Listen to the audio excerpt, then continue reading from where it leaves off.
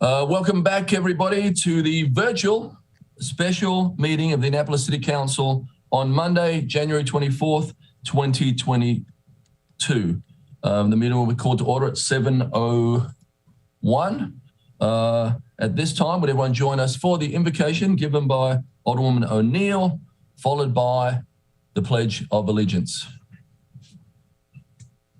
Thank you very much. I would like to start my invocation by a few minutes of silence for the 3 firefighters that were lost in today's fire in Baltimore.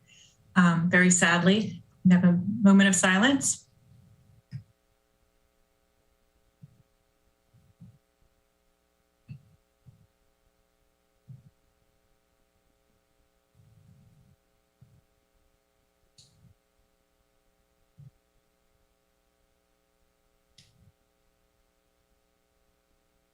Thank you very much. We send their family our heartfelt condolences. I had decided to have my first invocation, a reading from Maya Angelou in commemoration of her being put on a quarter. We all know that it should be on one of the bills, but a quarter is a great place to start. And Maya's words were, "I've learned that no matter what happens or how bad it seems today, life does go on and it will be better tomorrow. I've learned that you can tell a lot about a person by the way he or she handles these 3 things: a rainy day, lost luggage, and tangled Christmas lights. I've learned that regardless of your relationship with your parents, you will miss them when they're gone from your life. I've learned that making a living is not the same thing as making a life. I've learned that life sometimes gives you a second chance. I've learned that you shouldn't go through life with a catcher's mitt on both hands. You need to be able to throw something back. I've learned that whenever I decide something with an open heart, I usually make the right decision. I've learned that even when I have pains, I don't have to be one. I've learned that every day we should reach out and touch someone. People love a warm hug or just a friendly pat on the back. I've learned that I still have a lot to learn. I've learned that people will forget what you said, people will forget what you did, but people will never forget how you made them feel." So thank you, Maya Angelou. Amen. Please join us for the Pledge of Allegiance. I pledge allegiance to the flag of the United States of America and to the republic for which it stands. One nation, under God, indivisible, with liberty, and justice for all. Right, just as bad as I remember us doing it last time. Good job, everyone. Okay, Madam City Clerk, please call the roll. Yes, sir. Mayor Buckley? Here. Alderwoman Tierney? Here. Alderwoman O'Neill? Here. Alderwoman Pendell Charles? Here. Alderwoman Finlayson? Present. Alderman Shannemeyer? Here. Alderman Gay? Here. Alderman Savage? Present. Alderman Arnett? Present. Thank you, Mr. City Attorney. Please present the first item on the agenda and Yes. explain to everyone in the background. That is our crab mascot that was going to be dropped from the top of a mast on New Year's Eve, the famous Annapolis crab drop. We didn't get to do it this year, but we will be doing it in 2023. Thank you. Yes, sir. The first item on the agenda is approval of the agenda. Could I get a motion, please? So moved. Second. Madam City Clerk, please call the roll.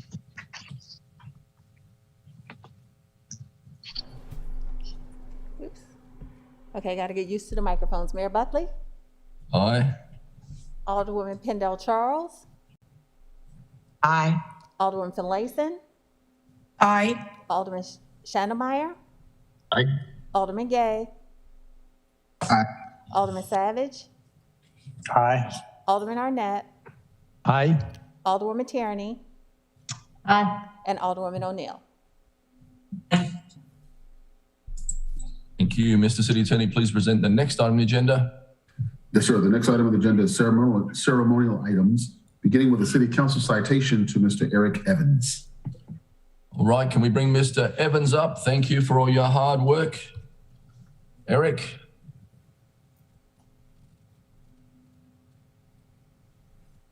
Mr. Mayor, it doesn't seem like he's on just yet.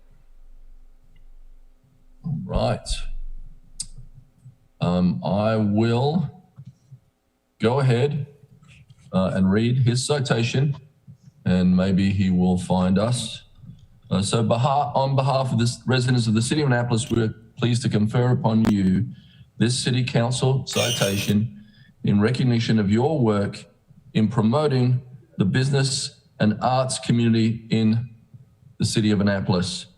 For more than 20 years, you created, nurtured, and managed the First Sunday Arts Festival, including during the first 15 years as a volunteer. In 2 decades as the lead on First Sundays, you recruited artists, booked music, researched festivals in other cities, and attended festivals as a hands-on manager. In addition, you were the creator of Dinner Under the Stars, bringing the ideas and challenging the execution of that event, which has become a draw for West Street during warm weather. Thank you for your tireless work to lift up and promote local business. Thank you for your service to the businesses, residents, and to the visitors of Annapolis. Let's hear it for Eric Evans.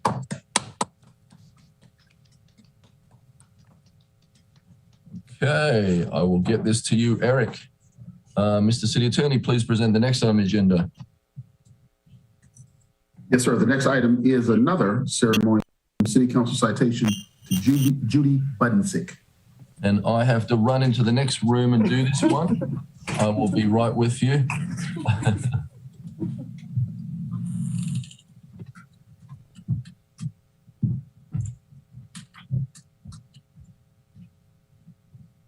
Got a green mark on the floor for you there.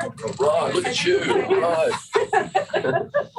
Let's see if I can pull this off. All right. Hey, how you doing? Good. Oh, cool. Nice to see some people. Good. All right. This is one of the fun things to do as you are mayor, because Judy has been a tireless advocate for this city. We are so lucky to have her. So on behalf of the residents of the City of Annapolis, we are pleased to confer upon you the City Council citation in recognition of your tireless volunteer service to the residents and to the community of Annapolis. For 2 decades, you have booked the entertainment for Midnight Madness and filled the streets with volunteers. As Elfie, you extended the festive spirits in your personal interaction with people on the street throughout the event. Anyone who has seen you downtown during the holidays knows that you are a one-woman interactive Christmas spirit experience. In addition, you have sponsored dozens of United States Naval Academy midshipmen and volunteered all over the city to improve the lives of residents, the burden of those who aren't as fortunate. We feel lucky to have you as a talented and tireless volunteer in our city.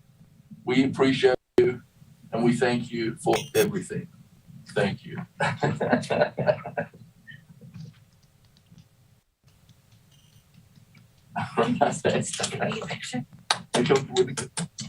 quick picture here. Yeah, Congratulations, Judy. I should have given you a shout out too, Steve. Thanks, buddy, for this evening. You're still on camera, so you can give everyone a shout out. Hi, Elfie. Can I get a Mitchell?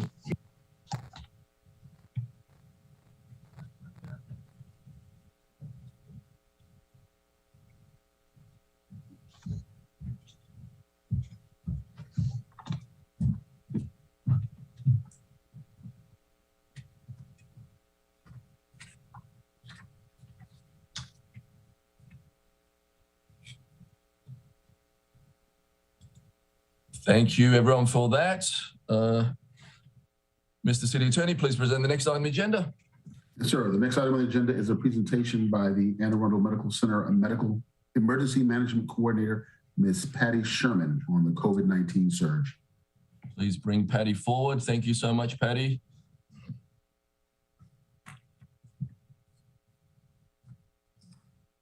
Hi, this is Patty. I just want, my COO, Jen Harrington, is supposed to be on. She's supposed to be doing the presentation with me, so I want to make sure that she is allowed on.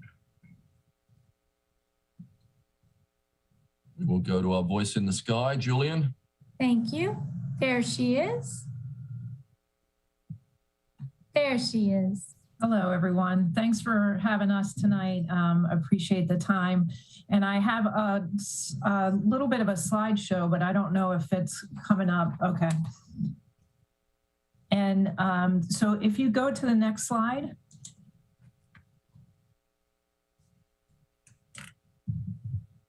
Thank you. Certainly there's very good news as we start to see this latest surge start to decline and actually decline pretty rapidly. But you can see from these numbers here across the state of Maryland, we're still at a much higher point than any previous surge that we've experienced so far. The next slide will actually show you that the state of Maryland, if you go to the next slide, the state of Maryland at least 5 days ago ranked the highest in terms of the percentage of hospitalized patients that were COVID patients within their hospitals, but hopefully we'll see that number decrease as we're starting to come down on the pandemic curve. Next slide. I think many of you are aware that we continue to operate under a federal government declared public health emergency. And then that on January 4th, the governor enacted a 30-day state of emergency.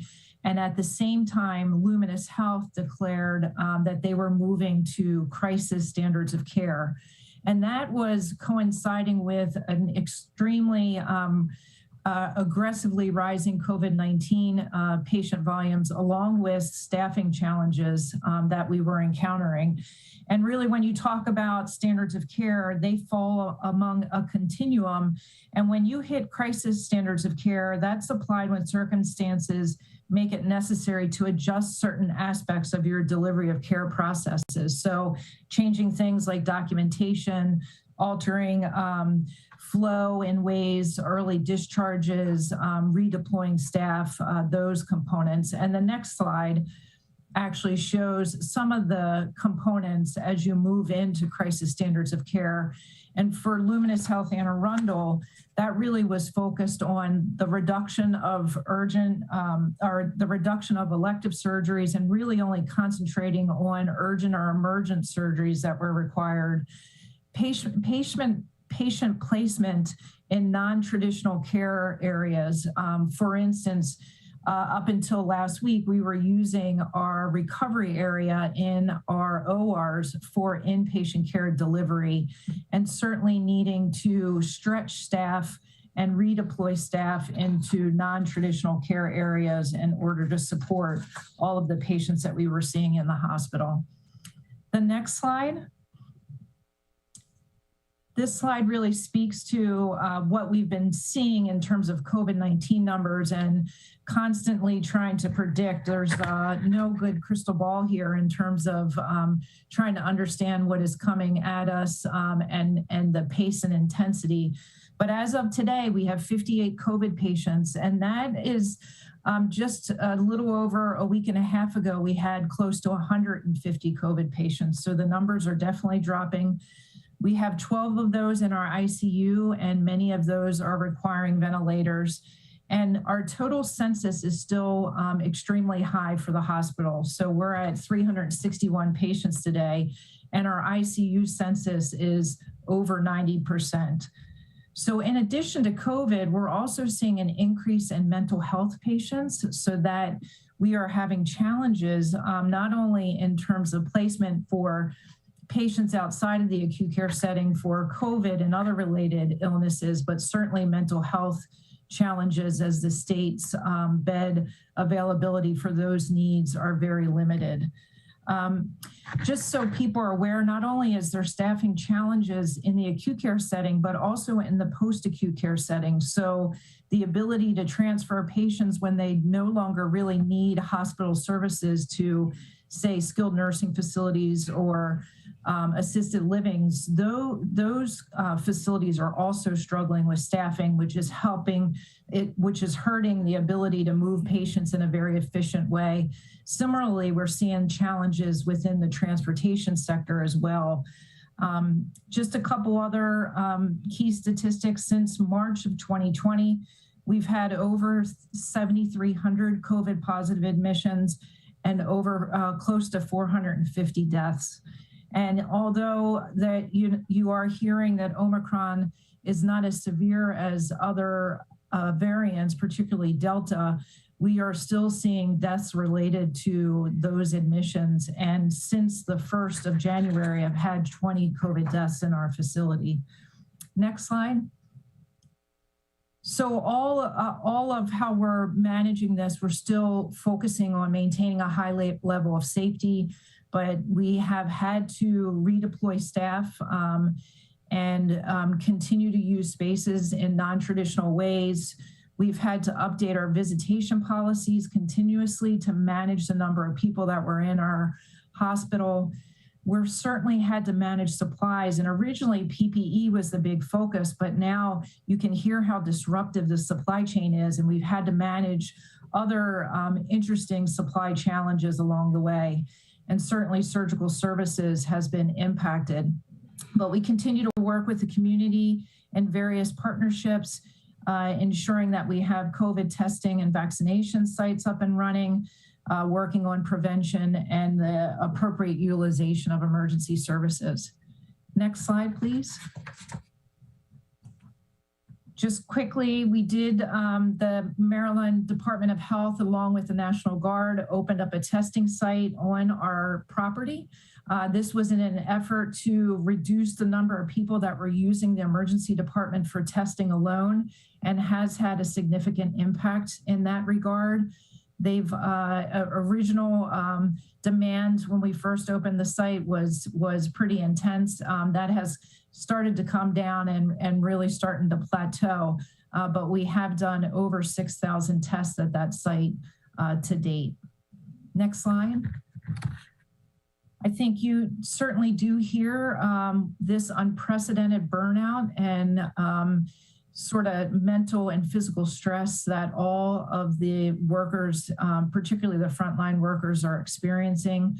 And 1 out of 5 healthcare workers have left the profession nationally. And we are certainly seeing increased turnover and vacancies in our hospitals as well. And next slide, please. And we've really put some significant investments really aimed at reducing those vacancies and the turnover, and certainly have had to rely on premium expensive agency staffing in order to ensure that we had open available beds for the community.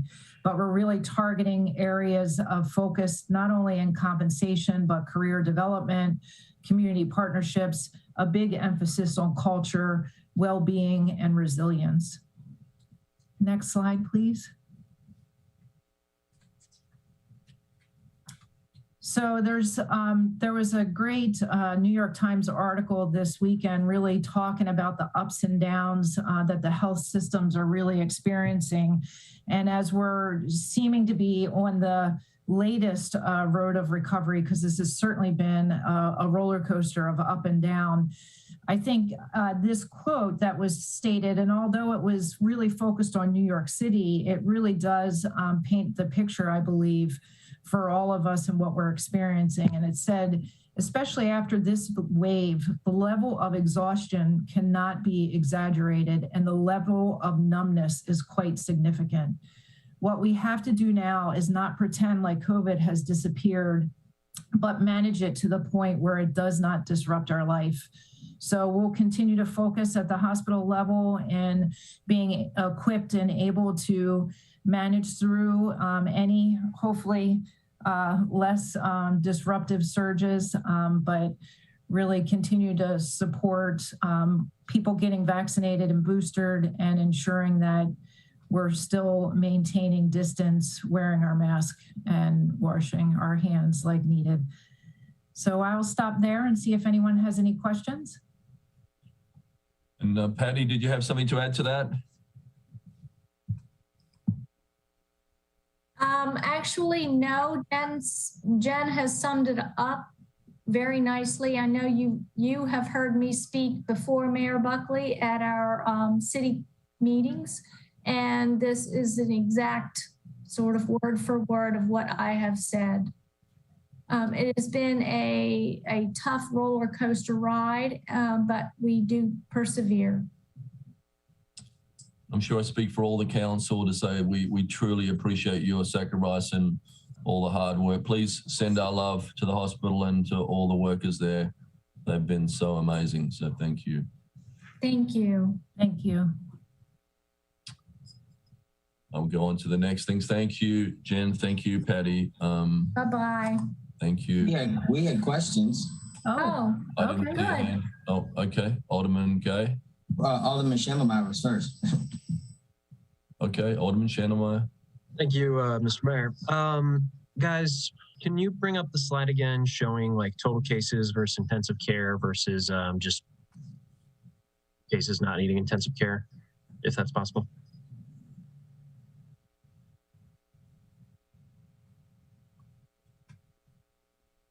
If not, I guess, so how many people on that gray line, what are we seeing like percentage-wise for fully vaccinated versus not fully vaccinated? So in particular, across the state, we're still seeing approximately 80% of the admissions are unvaccinated.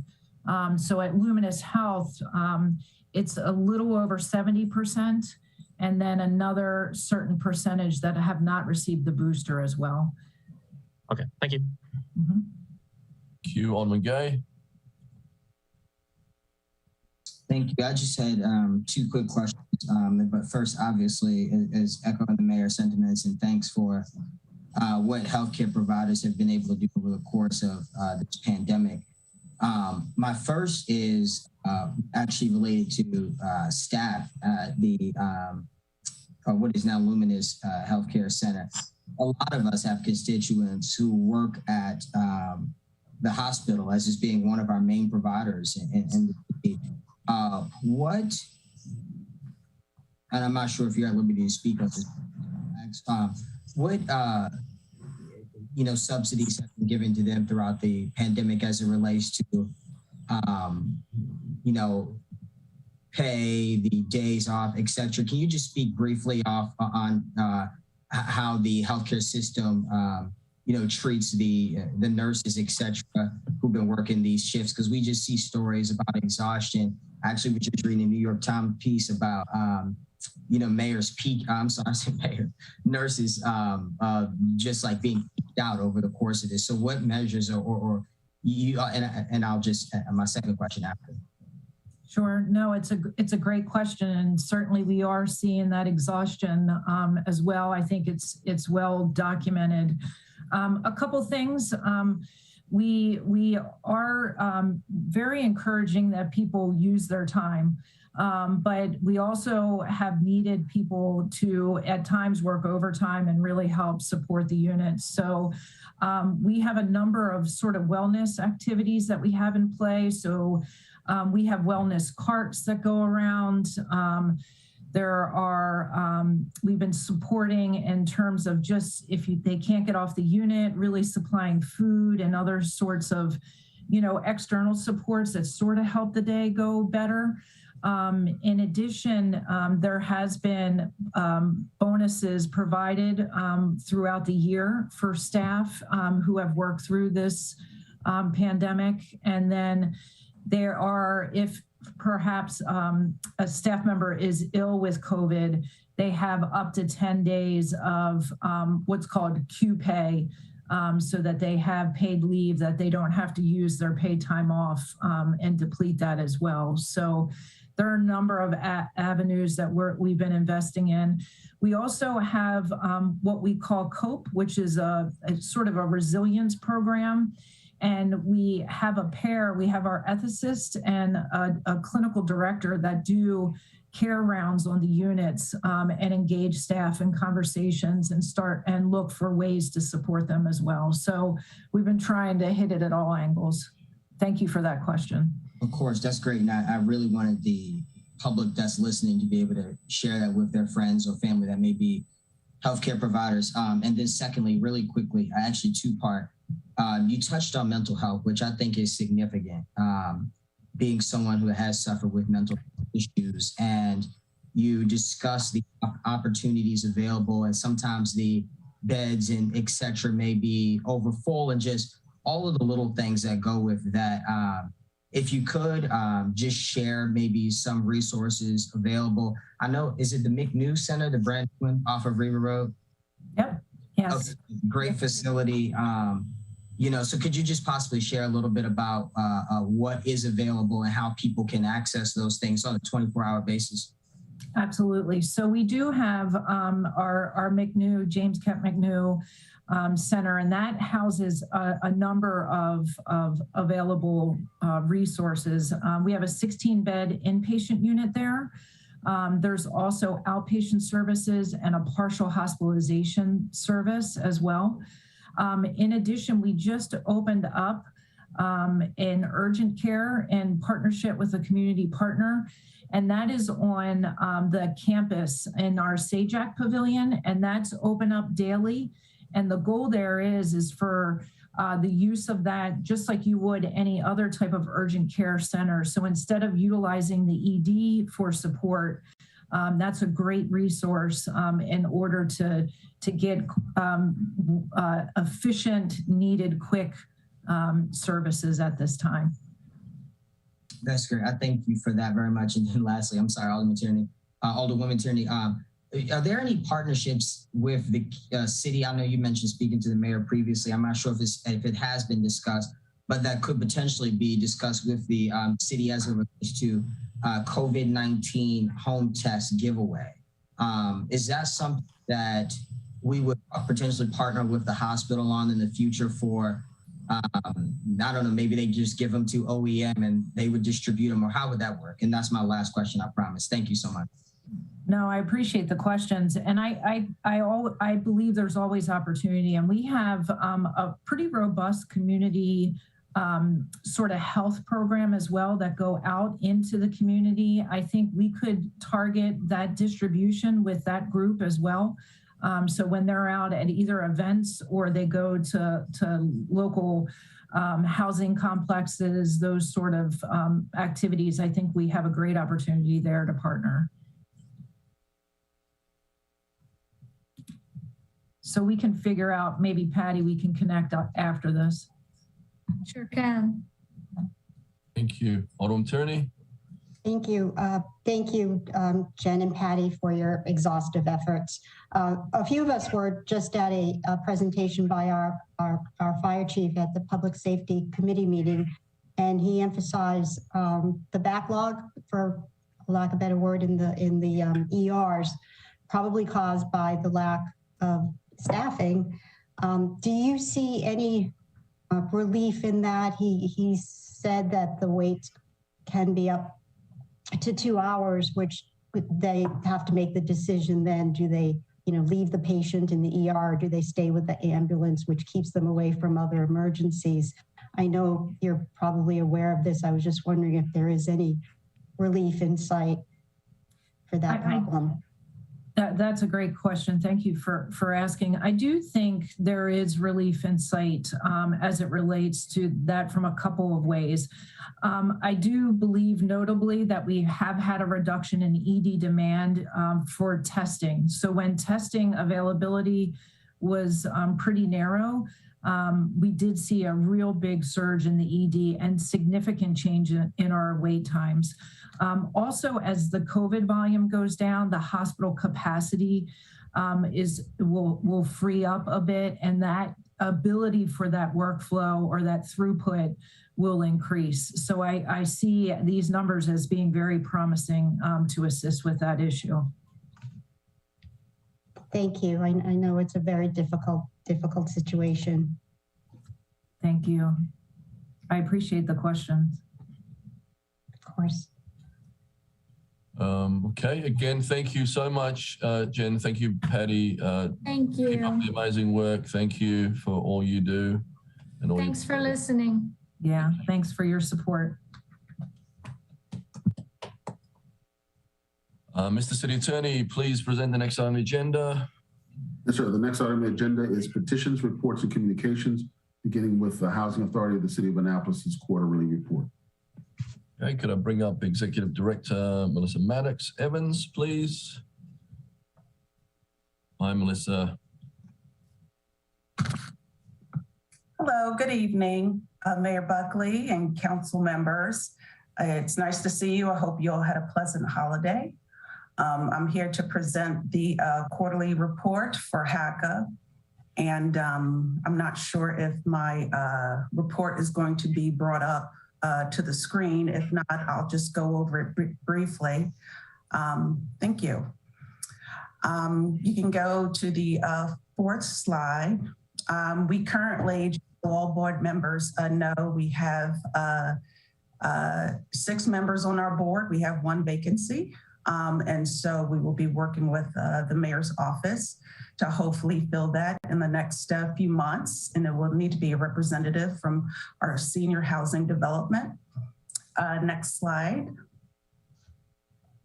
As reported to you last time in October when I presented my report, Hakka is still experiencing significant challenges as a result of lack of rent revenues related to extended eviction moratoriums in which large rent deficits were incurred, still close to $800,000.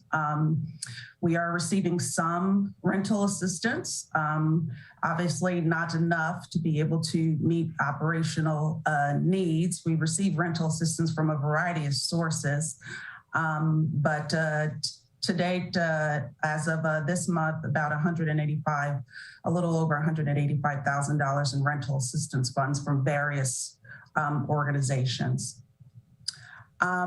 We also, due to the lack of rent revenues, we also have experienced deficits with our capital funds. We've had to expend much of our capital funds to cover projects, leaving us with about $567,000 left in capital funds until our next allocation, which is in July. It's funded every year in July. So that means there are going to be many projects that are going to be stalled as a result of our lack of funding for these projects. Unfortunately, because of the impact of decreased revenue, we had to make staffing adjustments, which means we have had to reduce positions at the Housing Authority. It also means that we had to reduce hours of certain staff also.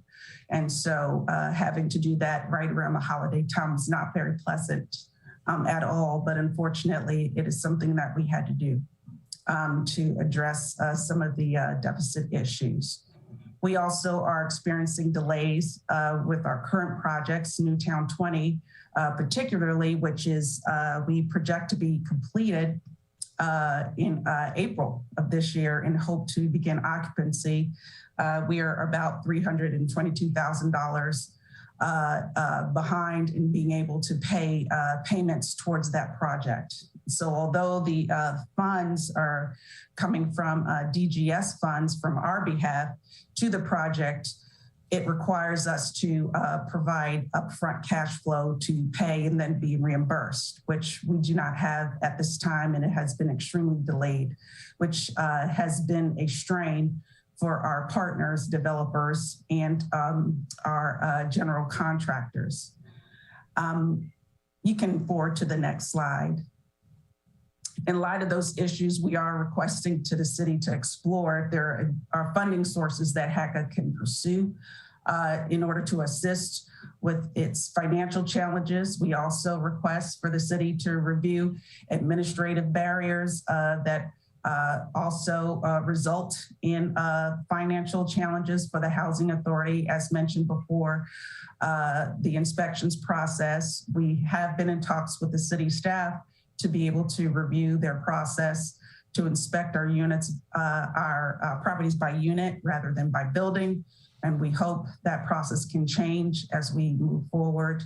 And also we have are continue to experience fines. We have about 89 citations we will be going to court for in the next couple months, March and April. We were supposed to have one hearing last week, but the court has postponed those hearings due to the changes in entering phase 3 due to COVID.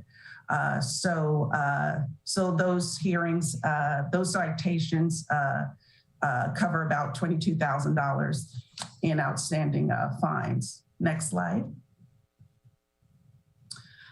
Still, despite the challenges, we move forward with our projects as best as we can.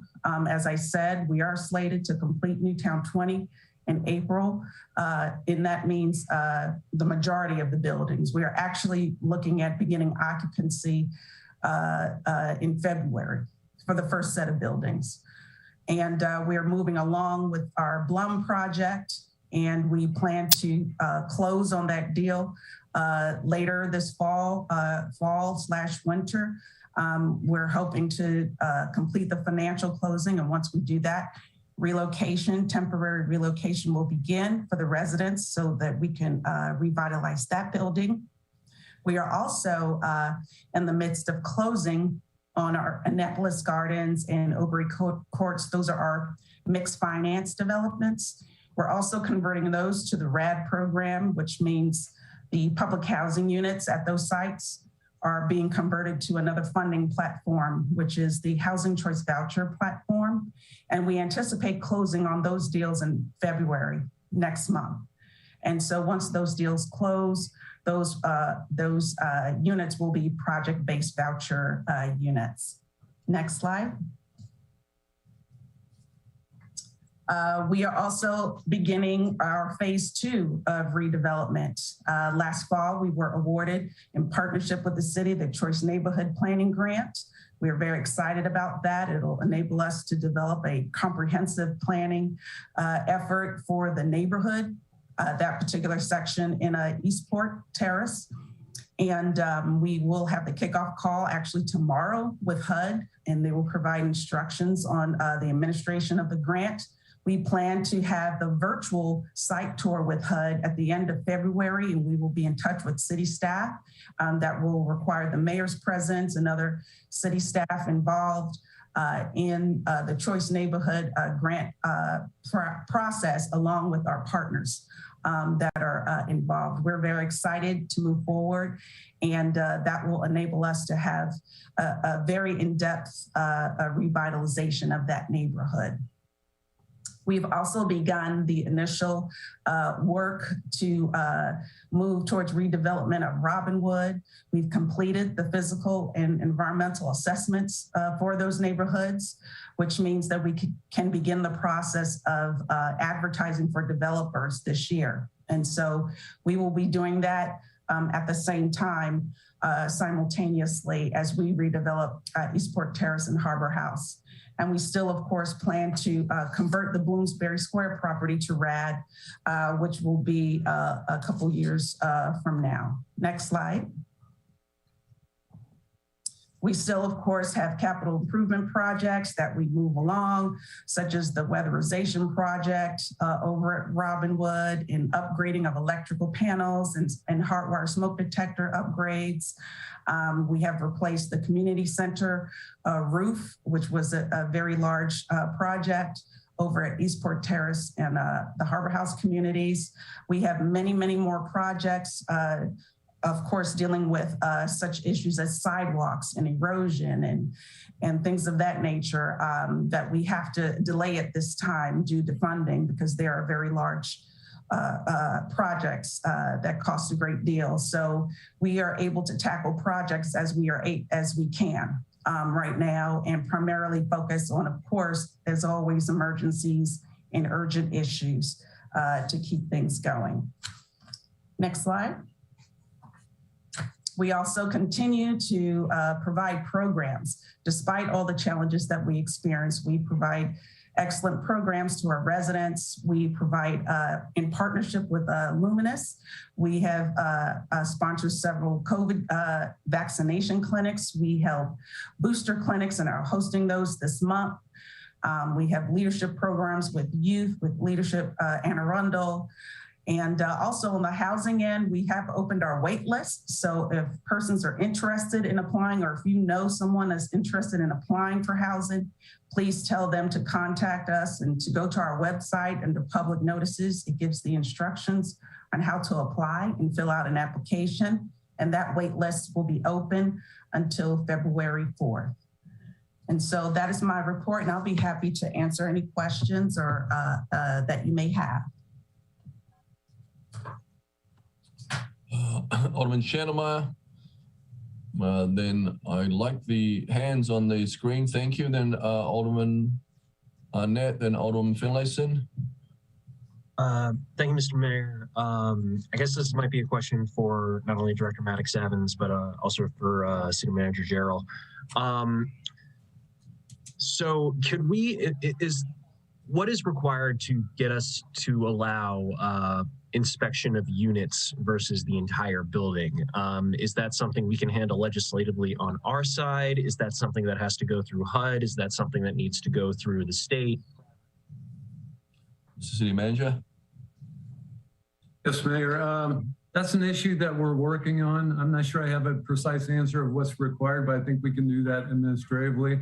I think that the units that are part of the whole are because there's interdependent systems that support those. So those systems support more than one unit, and therefore, you know, unless those systems are all up, then the units aren't. Happy to report back or have the planning and zoning report back, because they're working hard to try to get those inspected by units. Some of them are already where they're true independent units, but I know they're working on the other ones together with Hakka to try and make that happen. And I have one more question, and this may also be, we'll check on it and get you the answer later. Do we do that for other multifamily housing units, like in the private sector? Inspection by unit and not by entire building? If it's set up the same way, it would be the same situation, yes. Okay, thank you.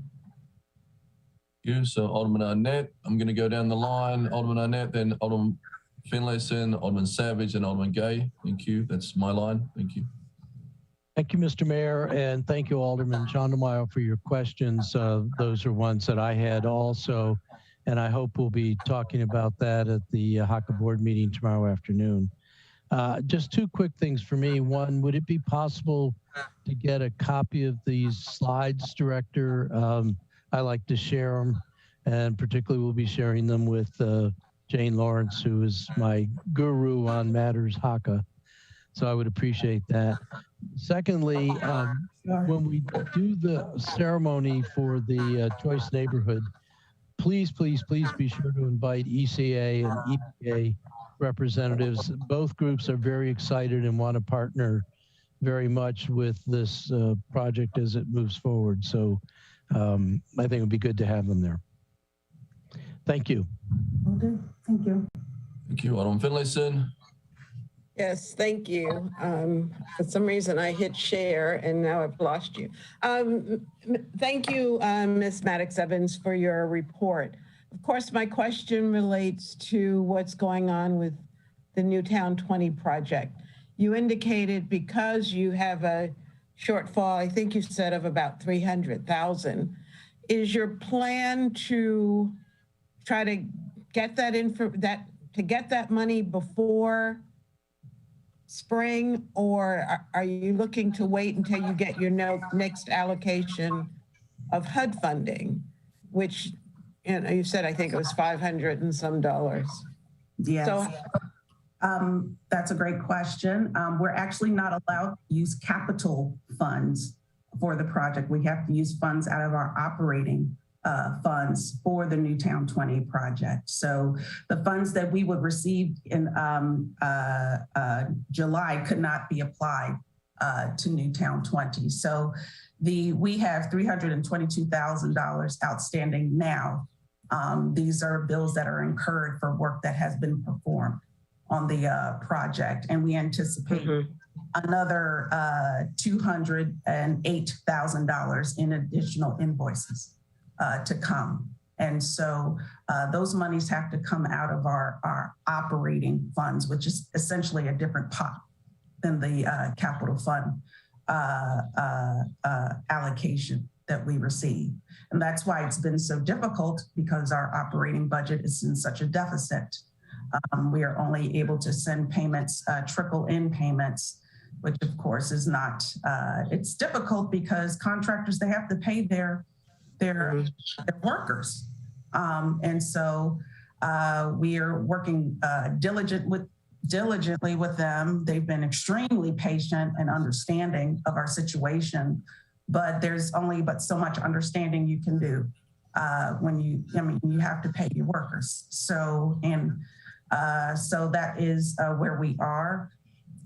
We have requested to DGS for if they would revise their process in their requirement to have us forward the money.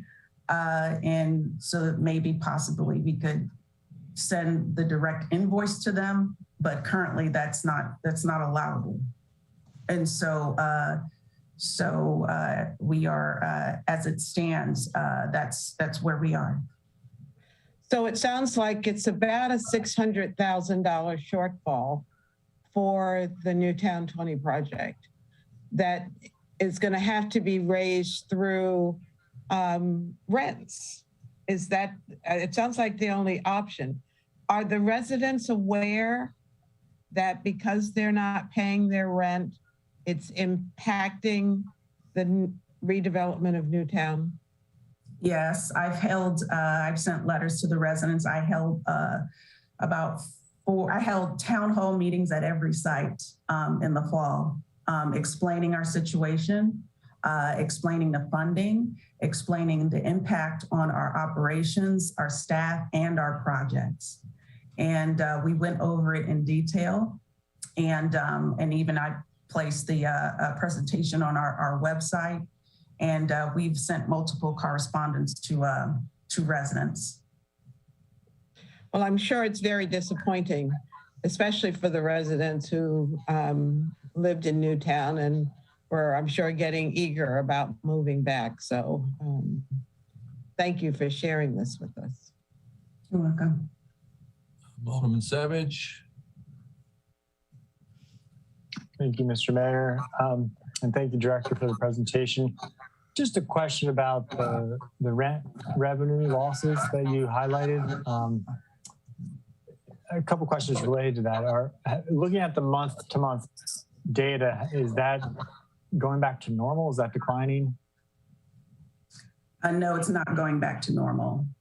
And it's remaining at a steady between 50, I would say 53 to 60% collection rate. So on any given month, one month it could be 50, the next month it could be 64, the next month it could be 48. So it is pretty consistent in the lack of lack of payment issue. So you're saying about 40 to 50% do not pay, of the tenants do not pay? Correct. Wow.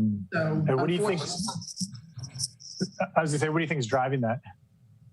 Well, I think there are many factors that may drive that, but unfortunately, as I reported before, one of the unintended consequences of months and months of extensions of eviction moratoriums has resulted in a perception to many residents that they don't have to pay rent at all during that period. That was never said. And HUD made it very explicit to residents, as well as we did and as a housing authority, that it still means you have to pay your rent.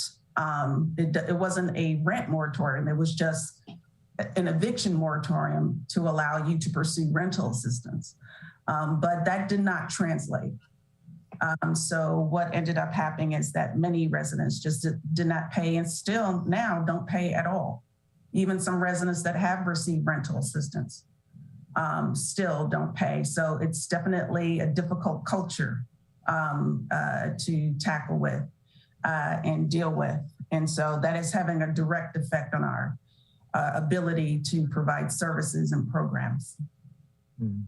Okay, thank you.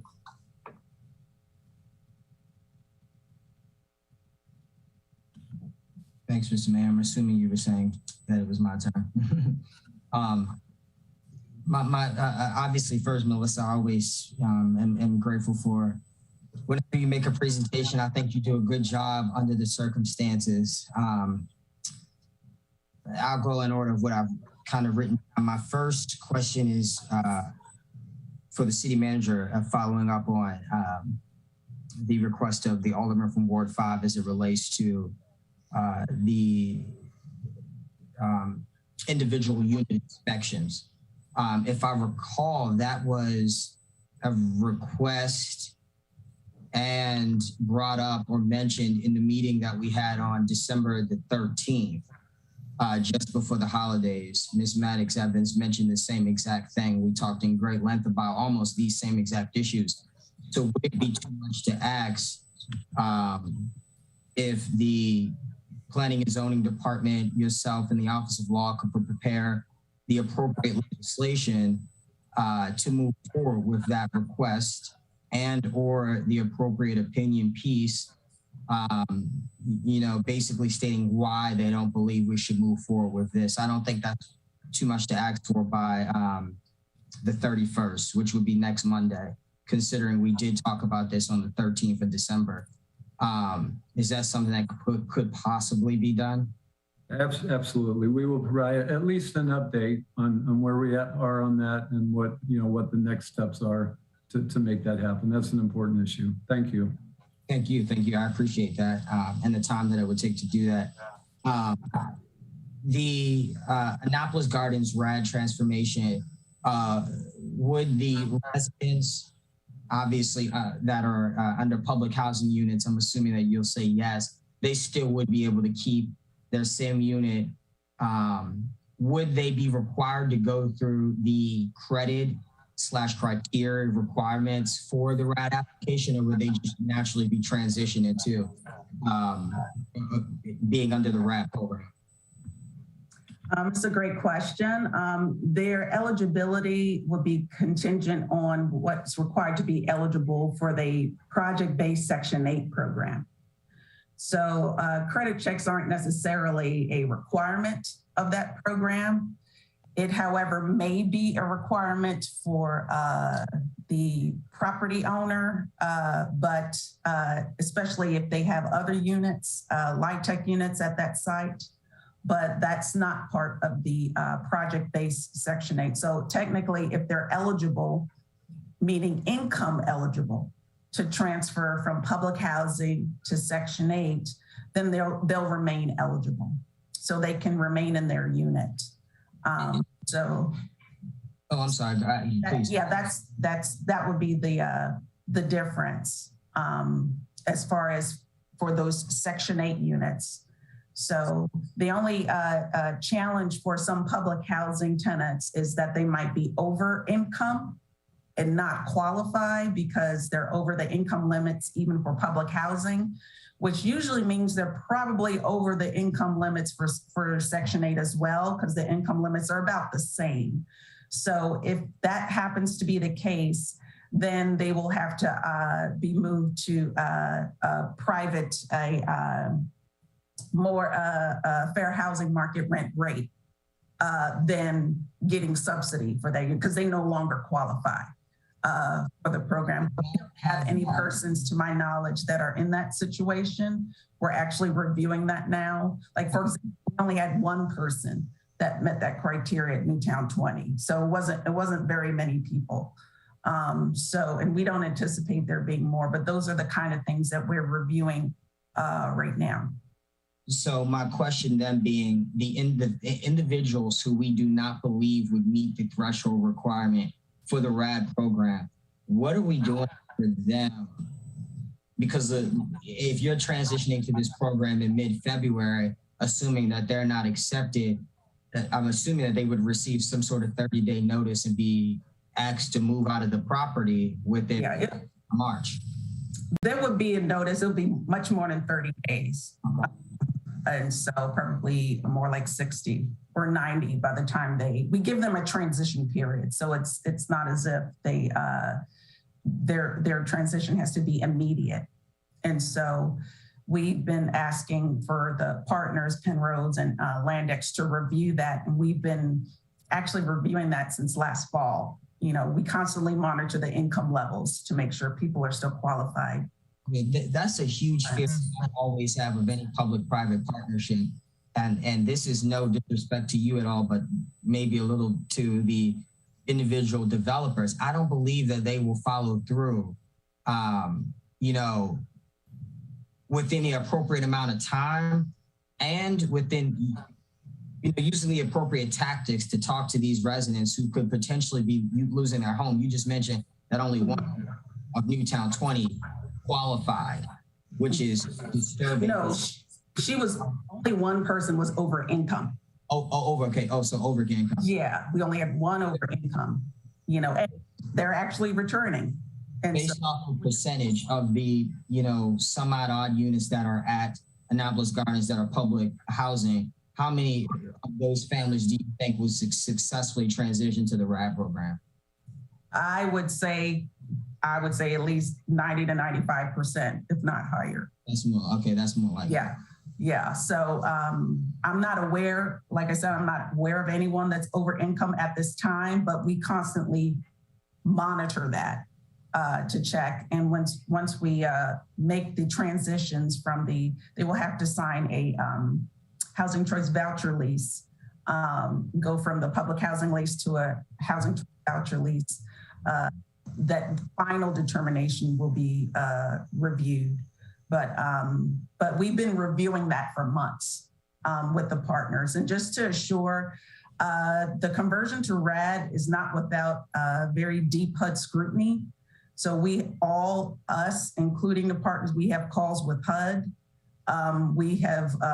They monitor our activity. We have to comply with certain notice requirements. And so as HUD is very much involved in our projects and operations, they're as equally involved when we convert the properties to RAD, because we have very strict rules we have to follow, particularly with regards to transitions, relocations, or especially if persons no longer qualified. So I just wanted to convey that it's not as if our development partners can go off and then do their own thing.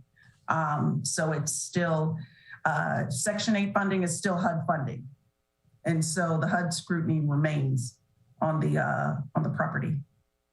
I appreciate that breakdown. Just a couple quick more ones. There's been a rodent issue in Robinwood and Eastport Terrace and Harbor House. I'm assuming obviously it's -3 degrees outside, you know, with the wind chill, and that has a huge factor to do with it. But I guess this ties into my next point as well, and the lack of just consistent support you've received as it relates to rental assistance from the city and partnering agencies.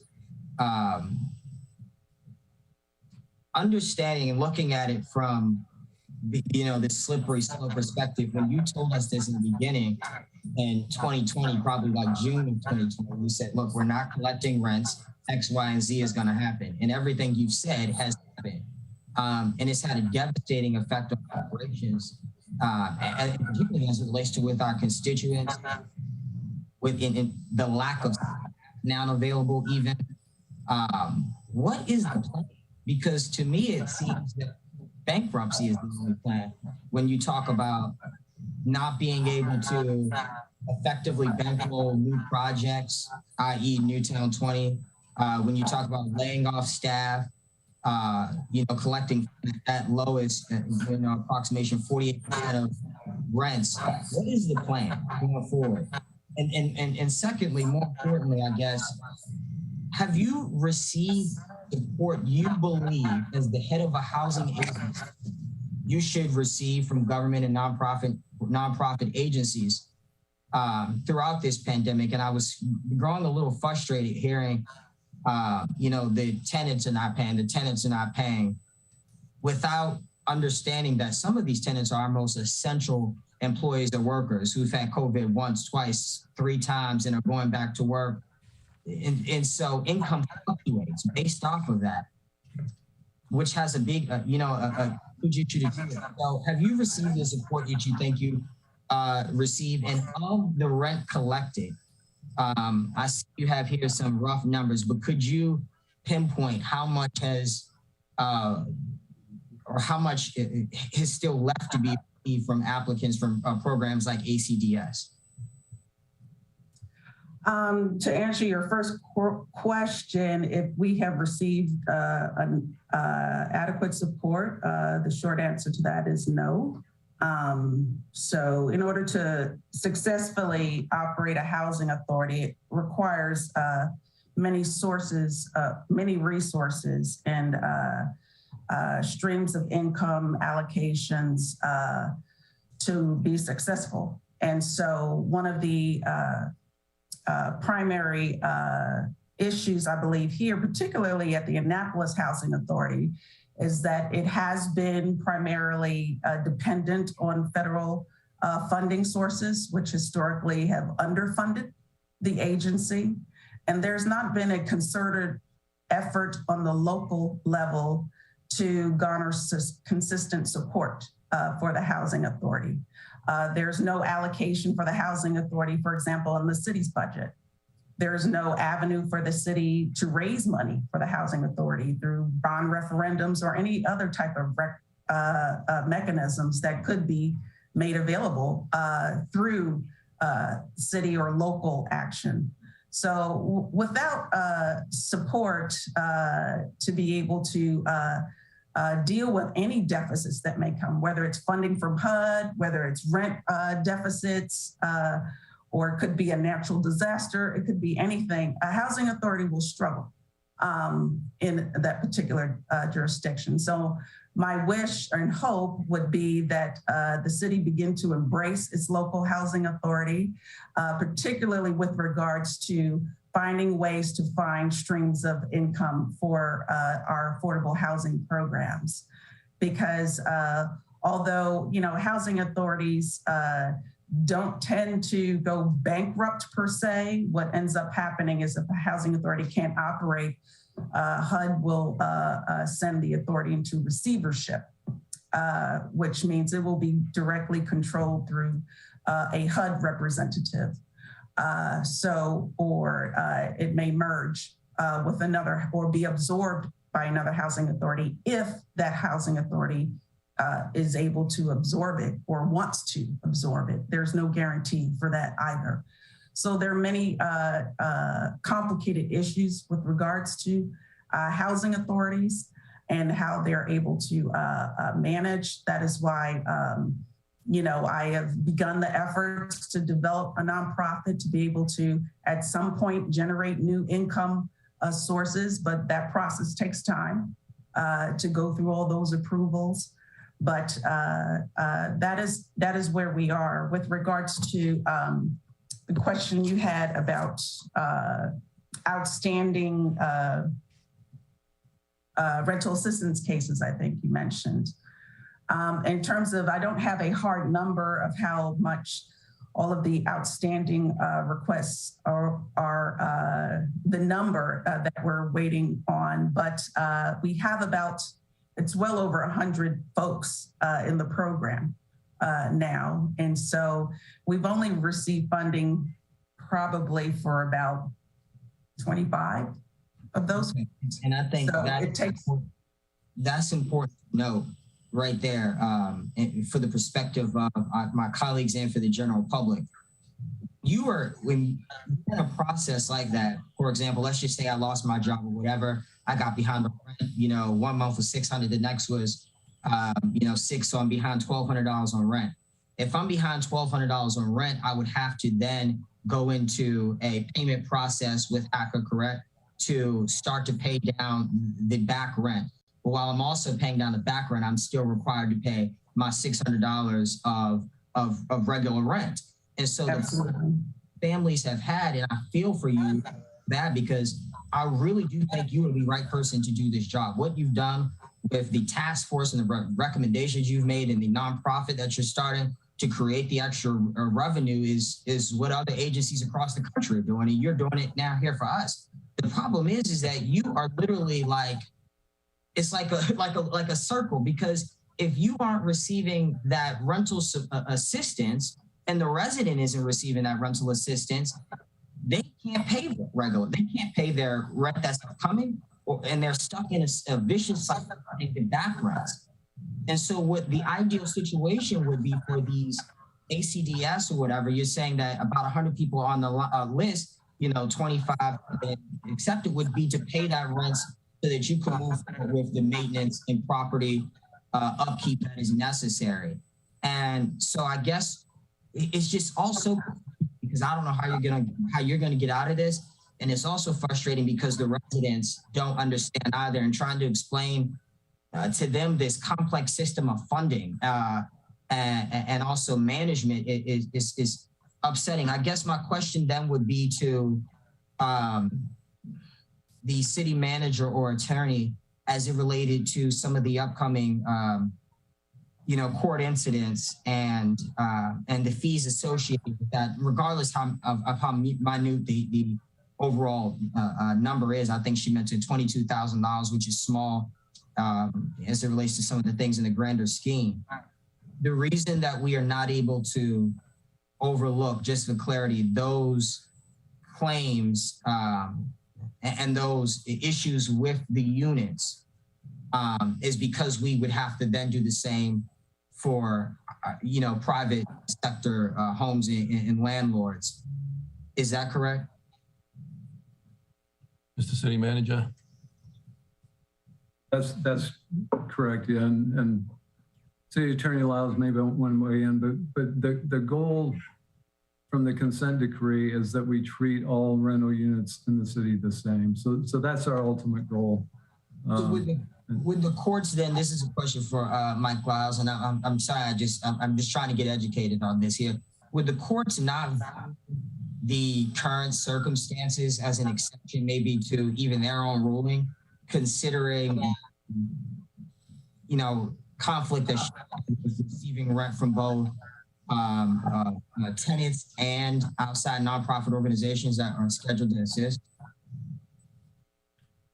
Plaintiffs filed suit against the city and Hakka. In order for the court to do anything, someone needs to make a request of the court. In order for the consent decree to be changed, revised, someone would need to make a request. Right now, it seems like the only people that are hurting regarding the consent decree are us and Hakka. Plaintiffs are fine with all of us going round and round talking about pointing fingers at each other. But we paid $900,000 in the settlement out of city money. And so the question becomes, are the plaintiffs willing to work with us to do something different than what they sued us to get us to do? And right now, there doesn't seem to be any compelling reason for them to change their minds or to do something different. Because if it was, they would ask the court to do something different. No one has. Okay. I'd love to set up a maybe session as it relates to this moving forward. I have a ton of more questions as it relates to some of the correspondence that's been sent back and forth between Hakka and the city.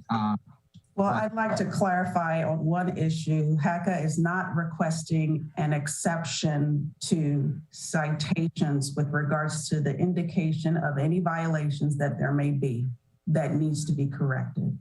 And we have never requested that. The only thing we had requested is relief from the fines associated with those violations. we understand that you will have to issue violations if violations are found. And we completely agree with that. It is the hardship that the fines impose in trying to actually correct those violations. The monies that we pay will be taken from actually repairing the units. And that is the point that we wanted to make sure was understood. And so I just wanted to clarify that. Thank you very much. And congratulations as well on kicking off tomorrow for the community grant for Eastport Terrace and Harbor House. Thank you. Thank you. Can I just check here? Was it Alderman Tierney was next, I think, then Alderman Finlay, Alderman Pindell-Charles, sorry. Yeah, thank you. Thank you.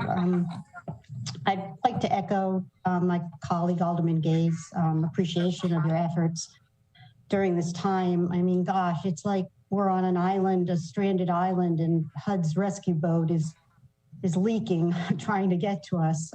But I'd like to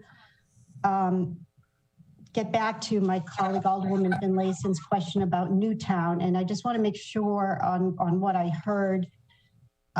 You don't feel like the payment situation is not going to jeopardize the completion date? Is that your thoughts right now? It seems like a substantial delay in payment. I just want to be real. That it will not.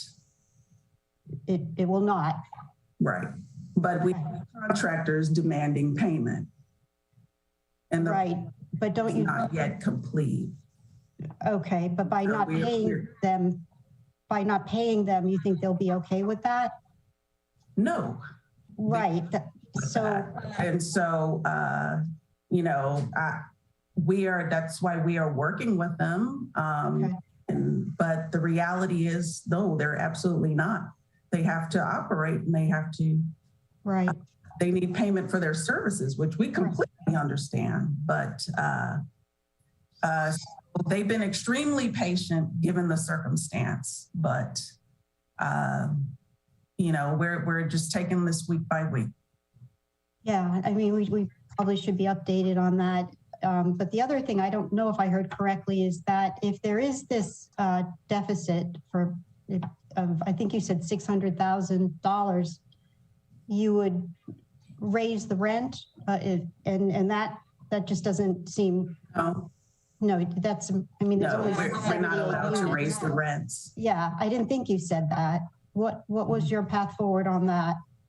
My path is to seek funding from the city of Annapolis, from the county, Anne Arundel County, from all sources who understand the need to fund affordable housing in this jurisdiction.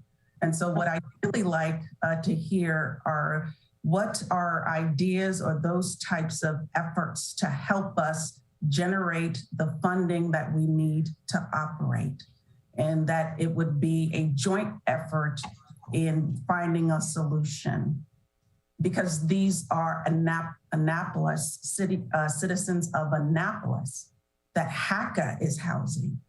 Mm-hmm. So I would like to be able to meet with your staff or any other persons that are able to help create funding sources for us. And so that is really, that's the solution.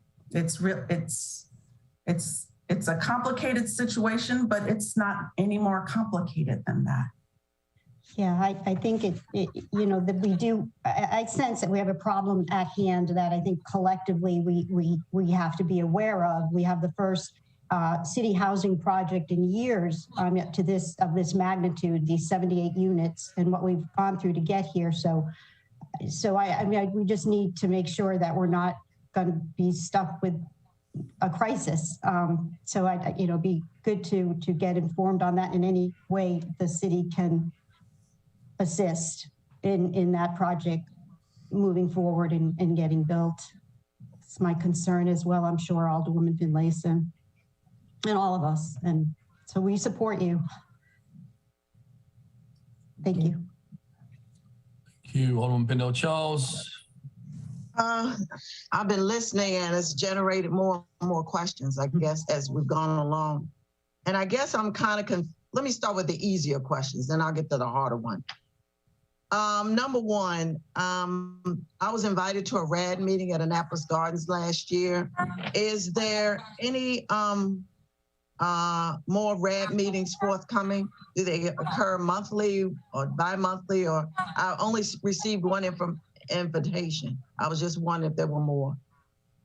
We actually are planning to have another set of meetings next week. So I'll make sure that you receive the invitation for those for Annapolis Gardens and Obery Courts. Okay, thank you very much. The next question is, and I'm changing a bit, but very concerned. You indicated that your staff had been cut by 10%, and we know that our children are the most vulnerable. And my question is, summer's coming, school will be out. Is that a reduction in staff going to affect the programming for our children either now or in the summer? Because that's extremely important. What are we going to do? What's the plan for that? It could affect programming, and it actually has already. We have limited program capability. We have to outsource many of the resources now at this time due to staffing constraints. We hope to be able to provide as many programs as possible, but the reality is if we cannot fund it, then we would have to reduce programming, or at very least, and what is something that we're doing now, trying to partner with as many entities as possible that could provide a similar service if we cannot provide it directly. I guess my question is, I know that Annapolis Recreation and Parks perpetually for decades have partnered with you all. Is that relationship going to be affected? Is it going to affect us? Will we have to look deeper into our budget? What's the answer to that?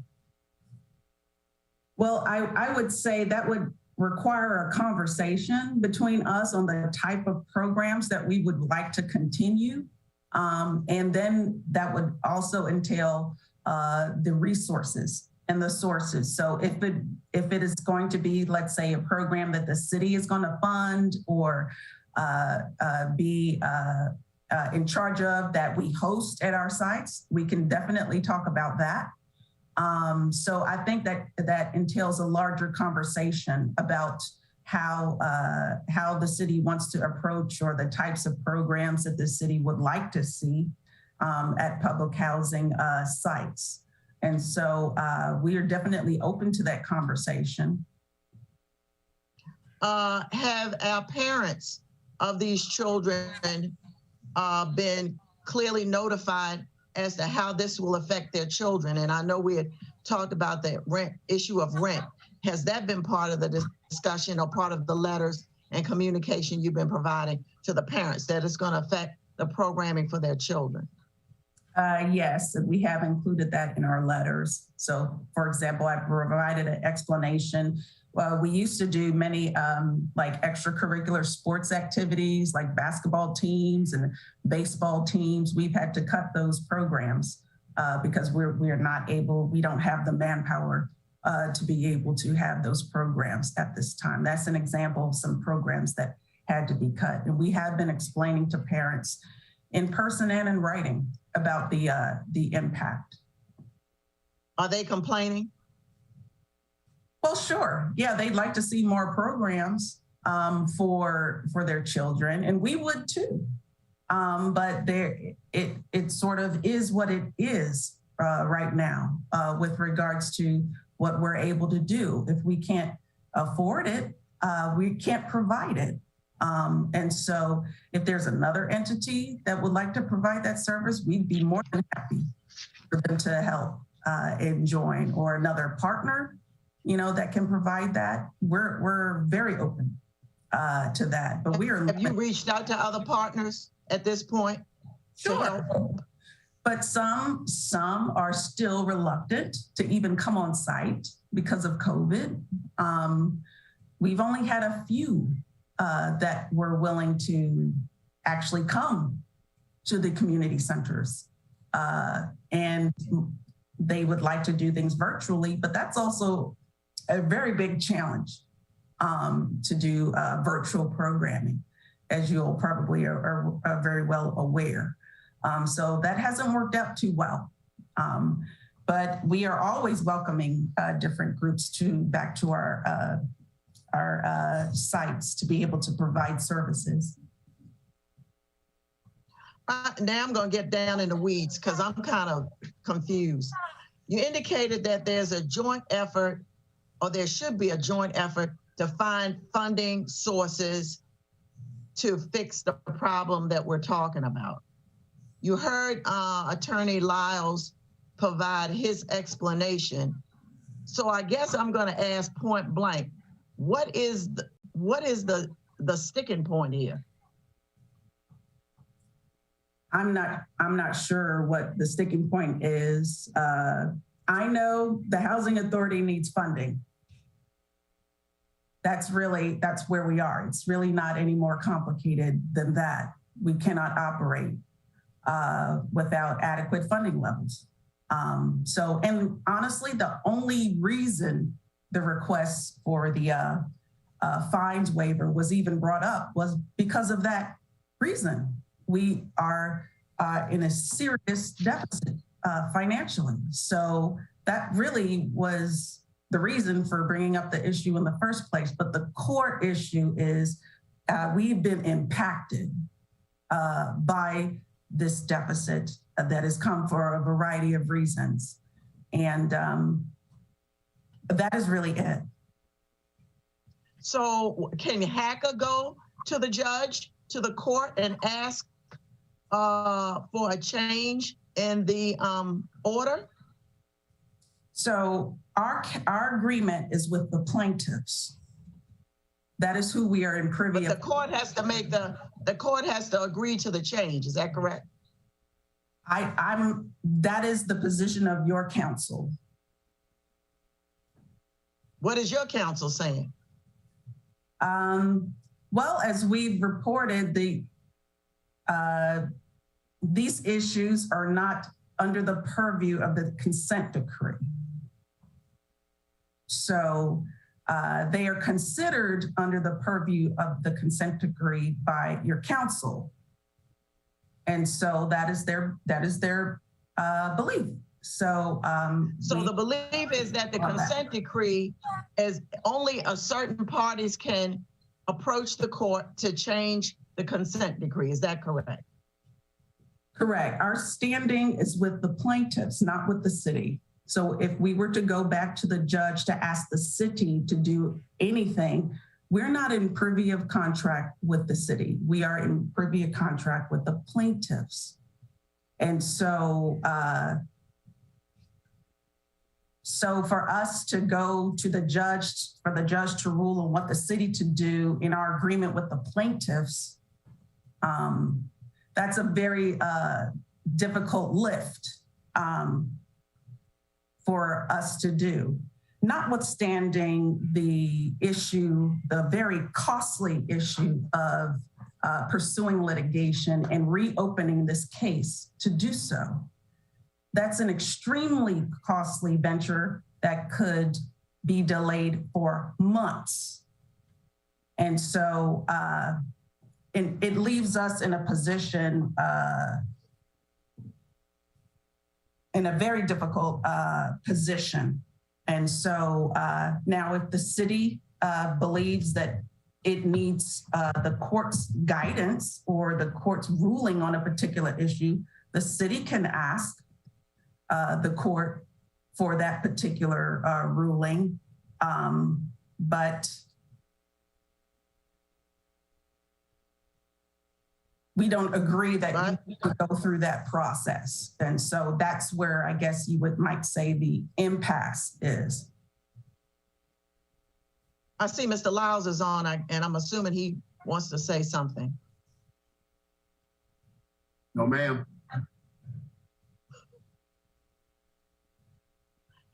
I'm gonna ask you, Mr. Lyles, has and all you have to do is give me a yes or no answer.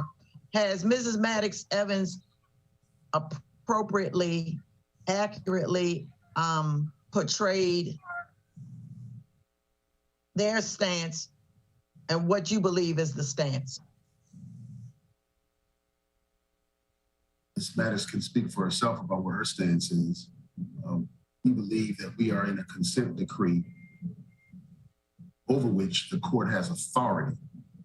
Consent decree required as a result of a lawsuit, which we settled with the plaintiffs, that we do things differently than we did them in the past. In the past, we varied many rules, policies, regulations in order to assist Hakka. The plaintiffs, the citizens that live in those properties, sued us as a result of those changes, revisions of rules, policies, and regulations to put us in accord with the way we treat other residential property owners, rental property owners. We did that and are doing that. Those that seek relief from this particular policy, which we call a consent decree, should ask someone who's in charge of consent decree, either the plaintiffs, the court, for the variations that they may be seeking. Thank you, Mr. Lyles. Thank you, Ms. Maddox Evans. I think it was Alderman Finlayson next. Thank you. I have one question, Ms. Maddox Evans, but it's a big one because you've been rather subtle in your ask. So I'm going to ask you very specifically, if you could get the mayor representing the council and the county executive and maybe even the governor or the speaker in a room together to help solve this financial bind that you're in now, what would you ask of each of them? I'm looking for you to give us some guidance on how we can help. We can't make any promises, you understand, but we don't know what number we're talking about. You know, we said earlier in the questioning, it looks like you have about a $600,000 shortfall for Newtown. So if you could come up with, well, look, just answer the question. If you could come up with what you needed, what would that look like for us? It would look like $1,514,319 is what it would look like. Okay, well, you have to say that again because I wasn't prepared for that big a number, but you're talking $1.4 million? Correct. That's what's needed. So that number has considerably grown from the 600,000. So please tell me what you're looking for. Well, we're talking about what's in arrears, and then we're talking about what's needed for the next several months to get us at least to our next allocation of capital funding to help fund some of the capital fund efforts. So that's really where we are. So have you made any, I don't want to say advances, any steps towards making a request of the county executive or the speaker as far as? Yes, I meet with the county this Wednesday. So you're about to make a request, or you've already made a request? I've made a request and they asked to meet with our team, and they have their team meeting with our team. Okay. To review the requests and the needs. Okay. Thank you. You're welcome. Alderman O'Neill. I have a question actually about the wait list and its opening for the housing of choice and public housing. Can you tell us how many people are on that wait list and the general time of how long somebody would possibly stay on the wait list and what determines that amount of time? Sure. I think now we have maybe about 1,600 folks on the wait list. We're opening up, so we're receiving lots more applications. Average wait time, I would say maybe about a minimum of 12 months to 2 years to be able to actually obtain housing and be offered a unit after you qualify to be on the wait list. And that could be either public housing or housing choice voucher. Okay, and that's for all of Hakka's housing? Correct. And it's one wait list for all units? Yes, at this time, but we manage the list by site because persons can indicate where they want to live. And so, for example, there could be a much longer wait list for Bloomsbury Square, which is a highly desirable property. That wait list could be 5 years, or more, because there's very low turnover at that site and very low vacancies. So it will take quite some time to be housed there, if that is the only place you want to be housed. So the wait could depend on your preferences and where you desire to live. It also is expedited if you have wait list preferences that are approved by HUD and that we have in our policies. For example, if you're elderly or disabled, a victim of domestic violence, homeless, or displaced by a natural disaster or some kind of government displacement. And those are not all the preferences, but those, if you have those preferences or even multiple preferences, it moves you up the wait list, as opposed to our regular date and time wait list. So that's our standard is date and time. Thank you very much. You're welcome. Alderman Gay. Thank you very quickly for clarification on a couple of things. Just to be clear on what I was maybe hearing between our council and Ms. Maddox Evans here, what she's been saying and what was just said back and forth. Two things. The first being, is the $22,000 that for citations, is that for payment by the city or by a judge? That is what the city is requesting that we pay to the city for the site, for the fine. Okay, and so to be clear, those cases really haven't even been before a judge because of all the recent COVID stuff. They're expected to be before a judge in March or April. Correct. And the position that I'm making is that, and this is where the tricky part was that I heard here, because you said there was your opinion and the opinion of our council, is that, and Mr. Lyles, please speak up if I'm wrong here. If we were to say, okay, you don't have to pay for the citation, the fines associated with the citations, that would be in breach of the consent decree because of a precedent set by the court related to the lack of rental inspections. Now, my question was, she stated that that was of the opinion of our council. Is that the opinion of the courts as well? Would this fit under the consent due to something else? Because the rents in rear are could be, it's due to COVID. It's due to a completely different situation that has created these unfortunate circumstances for the property. Could that be argued? And I'm no attorney here, but I'm hoping to be one day. I'm kidding. But is that Mr. Lyles? Could you, I'm just trying to see. The city council has passed an ordinance that says if a rental property owner violates the ordinances of the city, there's a fine associated with those violations. You get to violations through inspections. If a violation occurs, the department that's in charge of inspecting issues a fine document, a civil citation. We get the citations and we prosecute the citations. We determine whether or not there was an inspection. If there's evidence to support the inspection, we go to court.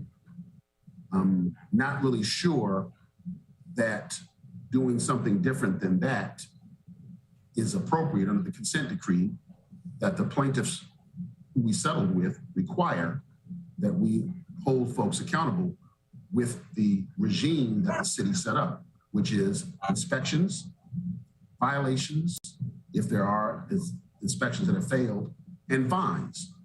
If there are no fines, why would someone who ever committed a violation ever stop violating? Is the question that I would pose to anyone who wants relief from this regime.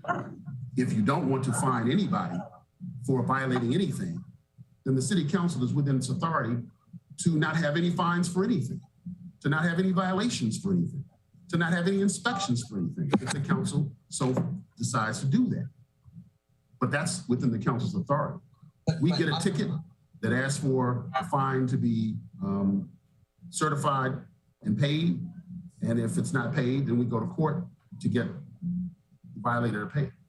I appreciate that explanation, and because that was just brilliant and laid it out flatly. So obviously, yes, we would have the option to, in the future, waive requests, but because of the consent decree, we have to be done for all properties. So my question then is this: under the consent decree, considering that we have to do what for Hakka, we have to do it for all. Could the city council decide on a resolution within the next month or so with a set time limit? I'm talking about like 6 months or something, that says, due to X, the COVID-19 pandemic and the economic restraints it has created on landlords in general, and the reduced revenue that they've received could have impacted maintenance, the city will waive fees associated with the inspection. Could we do a blanket, a subsidy at this point for landlords who have experienced losses of revenue that have created in the apartment? And this is for everybody now that I'm saying, because what you just laid out, and what you've been saying, I get the point that, they have to be treated fairly. I'm trying to see what wiggle room do we have around that to assist them and our colleagues on a greater level. I'm sorry, and our constituents on a greater level. I think you need to talk to the individual departments that are in charge of inspections and holding violators accountable. We, as the lawyers, just take those civil citations to court. When these laws were passed, there was evidently a feeling that, left to their own devices, landlords would never repair anybody's property, and that these properties would fall into degradation and turn into slums, and you don't want that. I think that's why these laws were passed. And if you care about that, then there needs to be a discussion about how else to hold rental property owners accountable for making sure that standards are met. And if the city council decides that they don't want standards, you are within your authority to establish that there should be no standards. Those standards will apply to every rental property owner. However, there's one caveat that even under your own code, a landlord can seek to challenge the fines if there is severe hardship, which we are actually bringing that issue to you. So even under your own code, you're allowed to review this. And so the concept of we would be violating our own code, well, your own code allows for severe and undue hardship, unwarranted by the circumstances. So that is what we are asking, that you just at least look at that, let alone the state statute that allows you to do the same for a housing authority. So that is all that we are asking. Again, we understand that your council has a different viewpoint, but we are merely seeking what your own code offers. Thanks for that interpretation, Melissa. Alderman Finlayson. Yes, thank you. Quick question that I received on my phone. if a family has children and the children grow up and grow out, do you move your tenants to smaller units in order to accommodate families on the wait list? We only request or require for tenants to move if they no longer meet the occupancy requirements for their household. And so they would then be put on a transfer list to a unit that matches their occupancy size according to HUD regulations. So if there's no change in occupancy, then the resident does not have to move. If there is a change, but it's still within the occupancy limits, the resident doesn't have to move. So it really depends on the number of people moving versus how many bedrooms they have right now. Thank you. Alderman Pindell-Charles, and quick question from this. Quick question. Yes, sir. Mr. Lyles, I'm thinking about what Alderman Gay has indicated about the resolution, and my question would be, would that resolution violate the consent decree by the court? Would that consent decree override that resolution? Not sure. I'd have to see what the resolution or ordinance would entail. And I don't have it right now. It's just a general idea. I have to see it in specific and in detail. I'm just thinking because it came from a federal district court. Is that correct? Oh, the consent decree is governed by the federal court, yes. Right, and we're a city municipality, and that's why I was bringing that up. But okay. Well, it's a different. Well, the problem that we have is any change that we undertake would have to be agreed to by the plaintiffs. So we could do it all day long, but if the plaintiffs don't agree, we have a consent decree that says, do not change anything. Do this, A, B, C. We don't get to think up things that we want to do. We have to let the plaintiff know, the plaintiff has to agree, and then we have to modify the consent decree. And if we can't come to an agreement, we have to have the judge open up the consent decree. That's how consent decrees work. Open up the consent decree and modify it during the dispute and come up to something that all parties agree to, whether the court orders. That's why the consent decree is filed with the court. The court then makes it part of a court order closing the case. If the consent decree is changed, you got to go back to the court to ask for deviation from what's in the consent decree. And so no matter what. So with the resolution, okay. So would the resolution trigger that process? Well, the resolution would have no effect unless the plaintiffs agreed to, and the consent decree will revise. Oh, okay. All right. Thank you. Very quickly. He's on mute. On attorney? Sure. Very quickly, maybe we could end on this. I mean, if the will of the council accepted this, we are at a real opportune time right now because the General Assembly is meeting. I know that, Delegate Shanika Henson, housing is near and dear to her heart. And we have State Senator Elfreth as well, and Dana Jones. Is there any advantage in us coming together and coming before them in some way, shape, or form and ask for funding? I don't know who this question is directed to, probably the city manager. Mr. City Manager, so there is a pool of money in the county that we're waiting to draw down to make Hakka whole. That's the rub here. That's the hard part.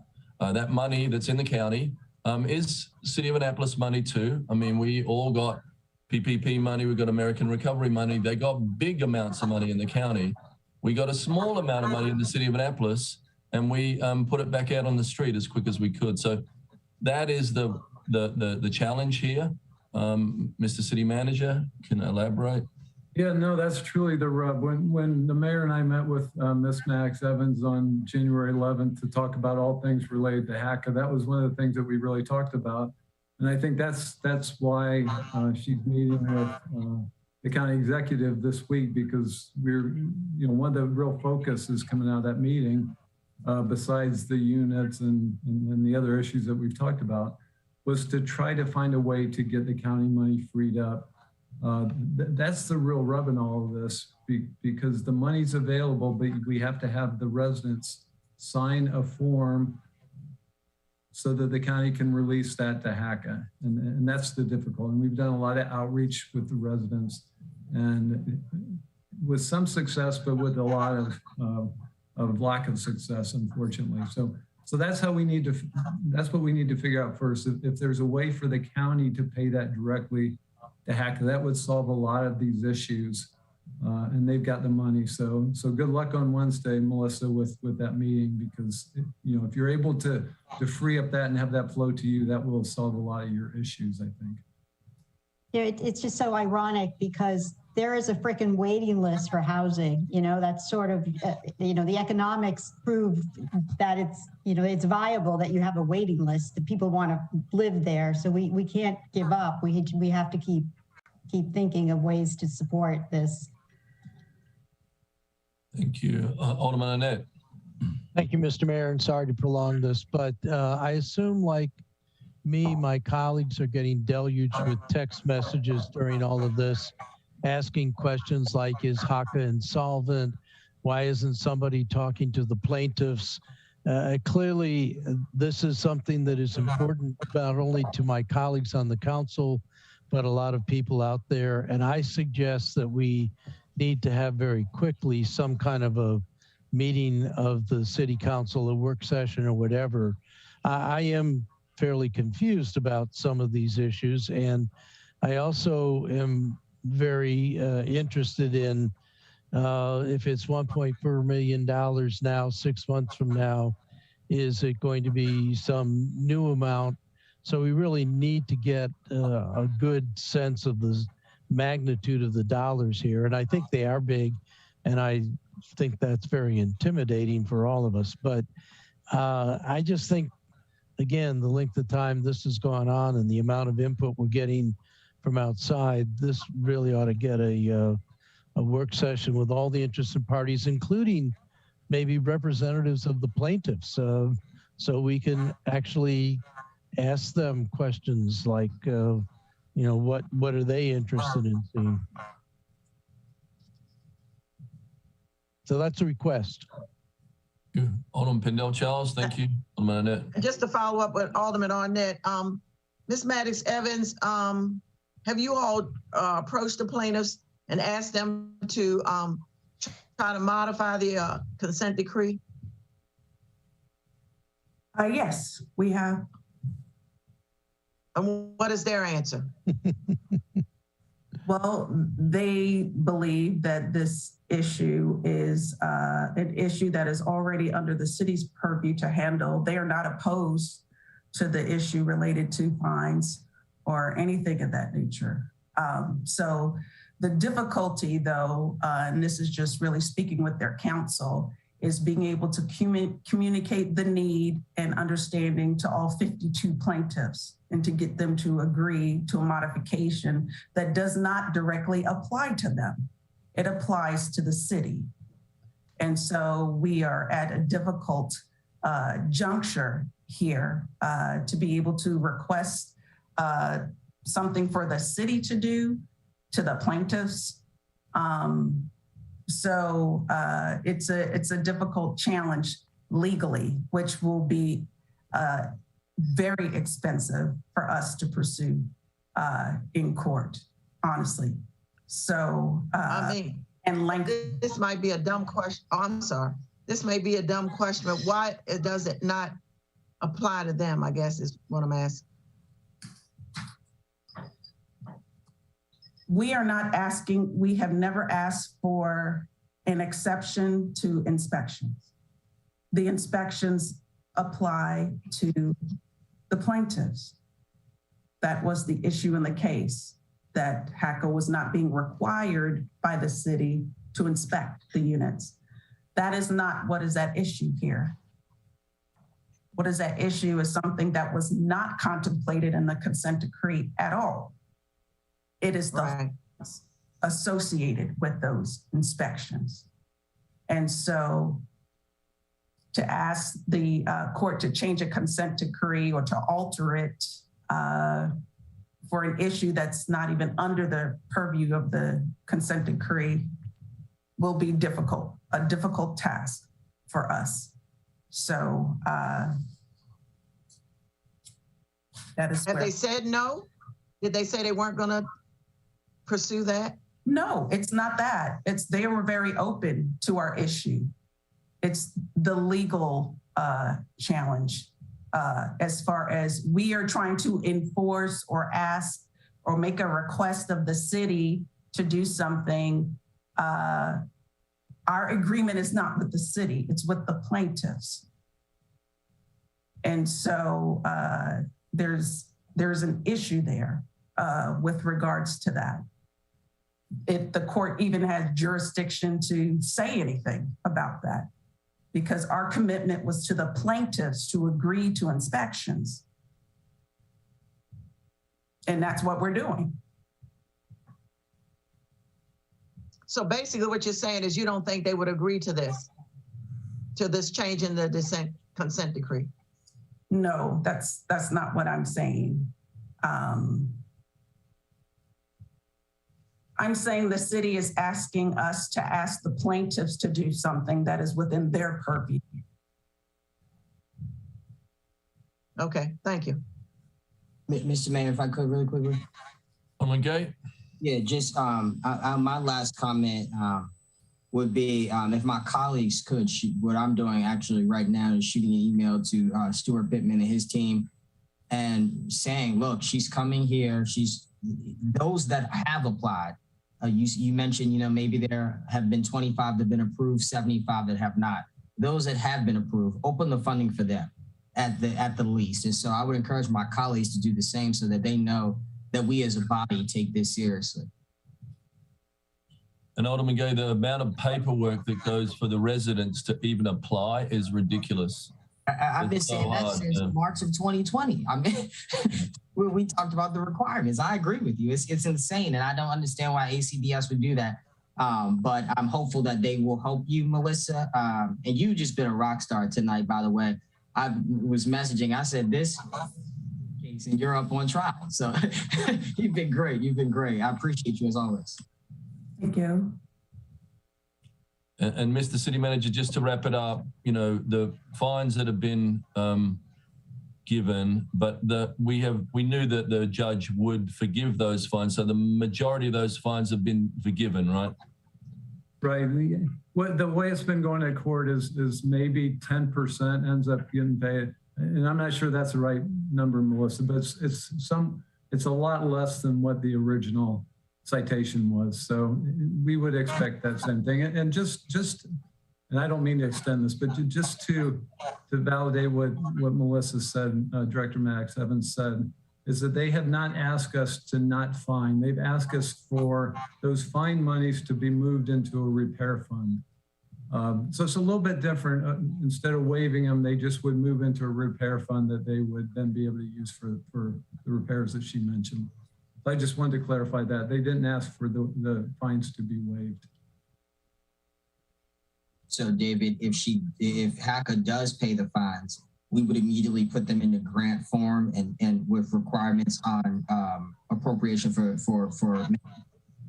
So again, we didn't approve that because we would have to do that with everybody. We don't do that with any other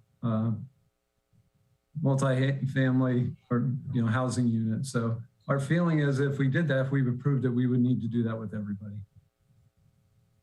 But we're looking into all those things, Alderman Gay. Okay, Melissa, thank you for what you do. You've done amazing things in a short space of time, Melissa. Thank you. We know. Let us know how Wednesday goes. Okay, thank you. Mr. City Attorney, please present the next item on the agenda. Yes, sir. The next item on the agenda is update from the mayor. Thank you. So I want to start out this evening with an acknowledgement of the contributions of C. Edward Hartman, who passed away last weekend at age 95. Many knew him as a sailor and an attorney. He left an indelible mark on the city of Annapolis, with his work to protect the historic district from large development, his stewardship of the Chesapeake Marine and now Watermark Tours, the Annapolis Boat Show, and as the founder and builder of the Annapolis Landing Marina. He was a longtime member of the Annapolis Yacht Club. His sons and grandchildren are carrying on the law practice he founded. His daughter Debbie Gosling was until recently the president of Watermark. We could take a moment of silence to thank him for his contributions.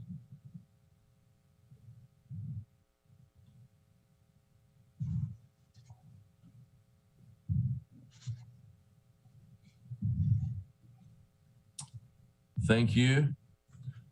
At our March meeting, we'll be celebrating the 50th anniversary of Watermark, which was recently sold to Jake and Laura Iverson. So last week, I was able to attend the session of U.S. Conference of Mayors, their 90th winter meeting in Washington, D.C.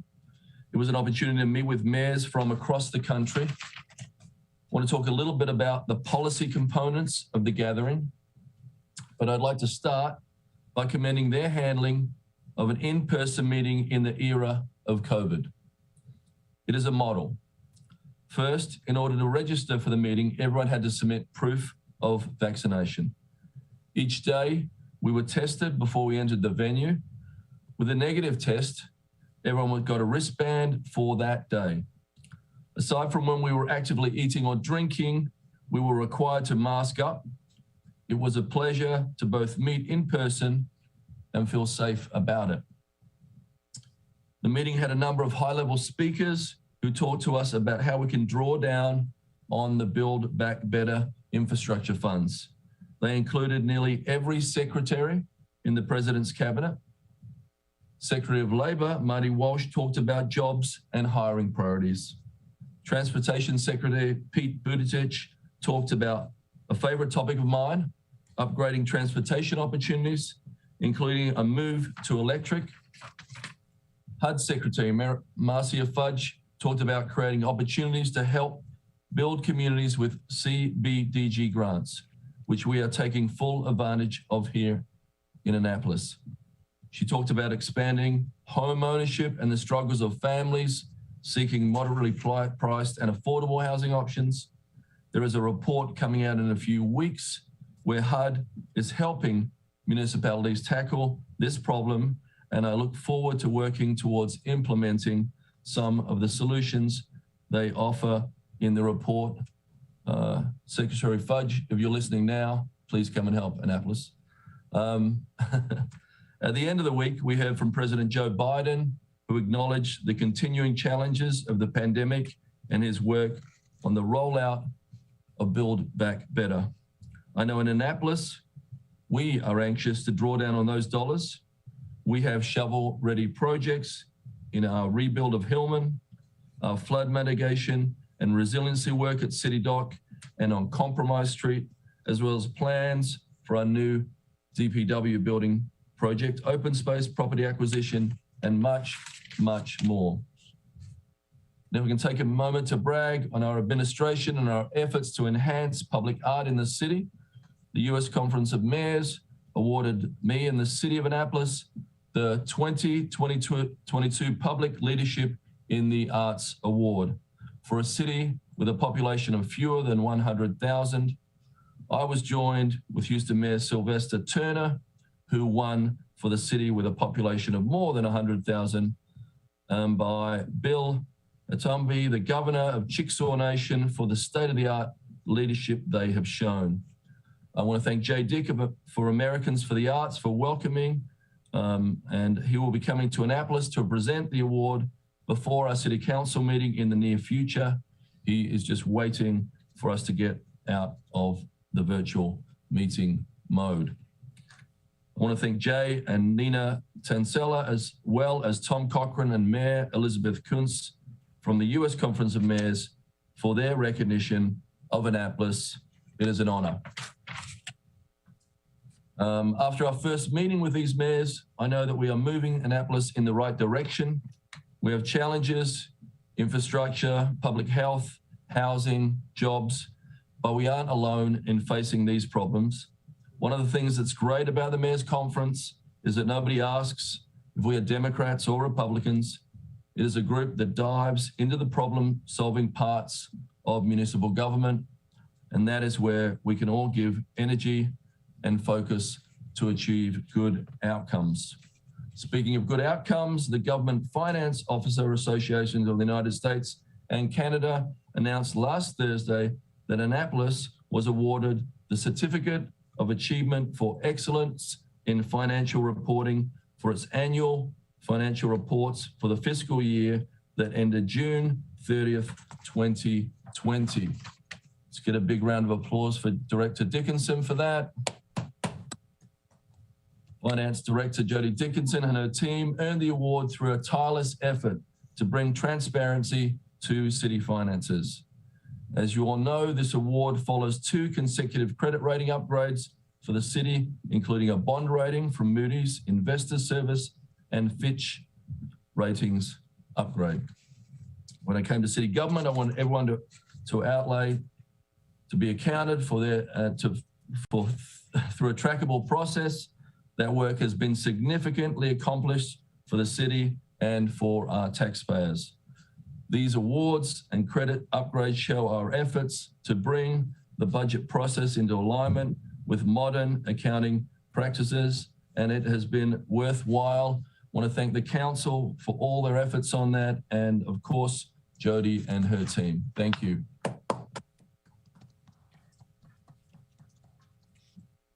Next, I wanted to talk about something that is not positive. I was alerted earlier today to something I find disgusting and disheartening. Along Tyler Avenue, and that may not be the only location, but residents in that area began calling my office to report anti-Semitic literature drops. Annapolis police are investigating, and we have put a watch on local religious institutes. It is sad that there are people coming into our community distributing this hateful disinformation. I've spoken with the police chief, and this will not be tolerated. Annapolis police ask if you receive these flyers to contact APD. If you have a doorbell camera footage of the persons or vehicle dropping this literature, please contact APD to share. Annapolis is a diverse, loving, inclusive, and caring community. Acts of hatred and bigotry will not find a home here. The last item I'd like to bring to your attention is the upcoming speaker series, Black Annapolis, a Black History Month conversation. My office is presenting with the Anne Arundel County Public Library, Michael E. Bush Branch Library on West Street. On consecutive Tuesdays, we will present both in person and virtually conversations on 4 issues: economics, education, elections, and entertainment. On February 1, we'll look back at the past. On February 8, the present. On February 15th, the future. On the last Saturday of the month, that's February 27th, we will have a Black Wall Street Business Expo at the Pitmoyer Recreation Center, featuring adult and youth African-American business vendors. The evening talks at the library are from 6 to 8. They will be archived on the city's Facebook and YouTube channels. The Business Expo at the Rec Center will be from noon to 5. Thank you everybody for listening. Now let's get on with the meeting. Mr. City Attorney. Sir, the next item is reports by committees. We have organized Alderman Savage to go first with a presentation, a prelude for tonight's public. Alderman Savage. Thank you, Mr. Mayor. Yeah, this is just, if folks would just bear with me for 6 minutes, that's all the length of time the video will take. I just wanted to provide kind of a summary of some of the things the Environmental Matters Committee has been receiving. So it's a summary video of something that the Riverkeeper for Arundel Rivers Federation Jesse Iliff put together, but it also includes some other photos and then some before photos. So again, just 6 minutes and that's it.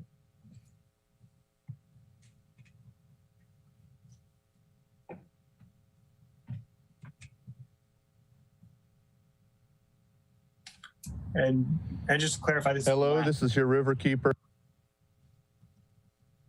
Oh, go ahead, Julian. Sorry, I was just saying this from last week. Jesse Iliff, Monday, January 17th at 8:30 a.m. Yesterday we had some snowfall followed by rain in the evening. I'm standing on the walking trail in Quiet Waters Park next to the Parkside Preserve development. And as you can see, there's a whole lot of very turbid water flowing up to this culvert under the walking path and on down towards the county's maintenance facility. I'm going to follow it downstream and see how far it goes. Okay, so this is Jesse Iliff again, about 8:34, 8:35 on Monday the 17th now of January. And here by the gatehouse to Quiet Waters Park, you can see and even hear pretty heavy flow of sediment coming on downstream. Fairly confident that once I reach the waters of the U.S., I'll see it there too. Hello, Jesse Iliff again. It's now 8:42 a.m. on January 17th, and I have made it to the road in Quiet Waters Park that intersects with the blue line streams on all the official government websites, from USGS to DNR to Anne Arundel County's own maps. And as you can see, the sediment pollution is heavy in this wetland vernal pool. It continues through this culvert under the street and goes down into these wetlands where you can see, again, lots and lots and lots of sediment-laden water going deep into the park. So I'm going to follow it a little further and see just how far, but at this point, the jurisdictional trigger for waters of the United States has clearly been met, and I'm interested to see what the city's going to do about it. Okay, Jesse Iliff at 8:50 a.m. January 17th, 2022, down right at the tidal interface with Harness Creek's tributary that the Parkside Preserve drains into. This is water coming in from a side tributary, which looks a whole lot clearer than the water coming from this tributary, even after being filtered through a good, I don't know, maybe 3/4 of a mile of stream and wetland. It's still as heavily sediment laden as anything that we've seen from this development so far, and that's saying something.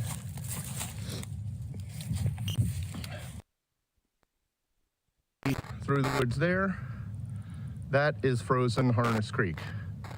This is a house that I'll point out on a map to show you the proximity. Unfortunately, it's getting pretty hard for me to walk through there and demonstrate the point more clearly, but I think this is pretty good evidence of how this particular pollution event has reached the navigable waters.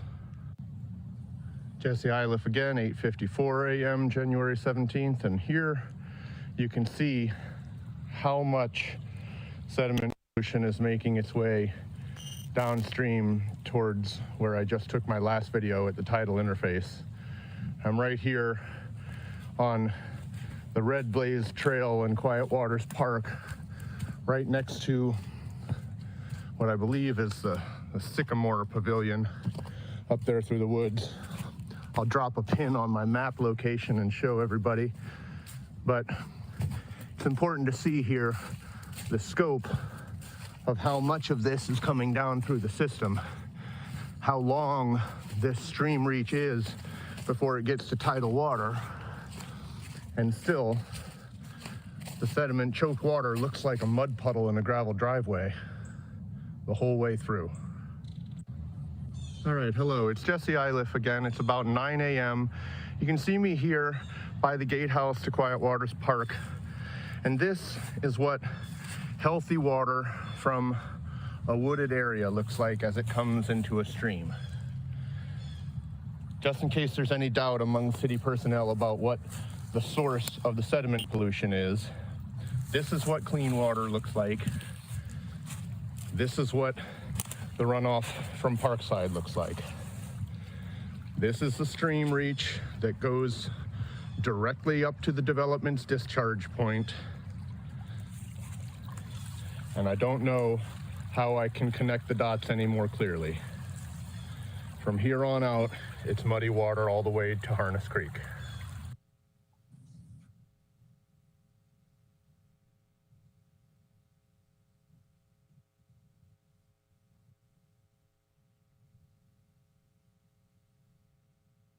These are just pictures showing some of the other incidents we've had of discharge going through the park. It's not the only time. That's just the only time that it was videoed from point to point. And there are a couple other. And then the last photos after, these are actually clean water taken in 2011 by myself when I was reviewing this project. That's a picture of my dog out there in the clear water. This is what the water used to look like. And this is taken in February, very clear. So anyway, I just wanted to show that to kind of make the point to make sure people are aware of how far the water travels through the system, how much of an impact it can have, and again, show that picture of the clear water. I'll talk more when the legislation comes up. Thank you.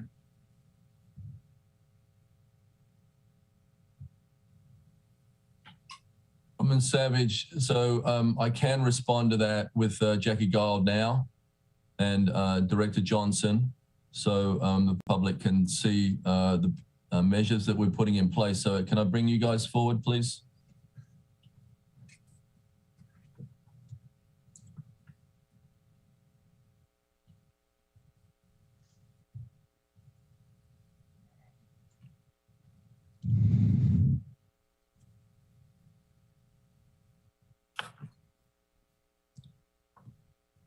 Thank you. Director Johnson, if you could give a brief summary, and Deputy City Manager Jackie Gild, thank you for giving the heaviest penalties you could. Thank you for the stop work order.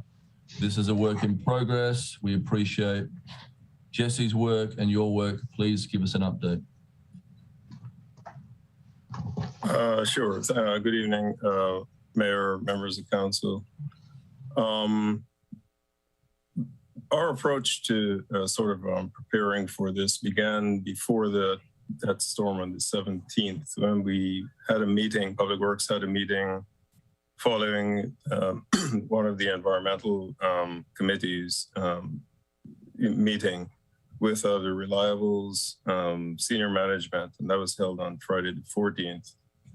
And at that meeting, we went over several of the issues that were of concern to Public Works, as well as members of the community regarding that site. And we did express some concerns with the housekeeping along Annapolis Neck Road, which the last of the photograph showed, as well as the NOI inspections, which are the basically the inspections that are to ensure that the site is in compliance with state erosion sediment control regulations. Reliable, agreed to improve the housekeeping along Annapolis Neck Road, as well as to, hire a third-party NOI inspector to improve compliance.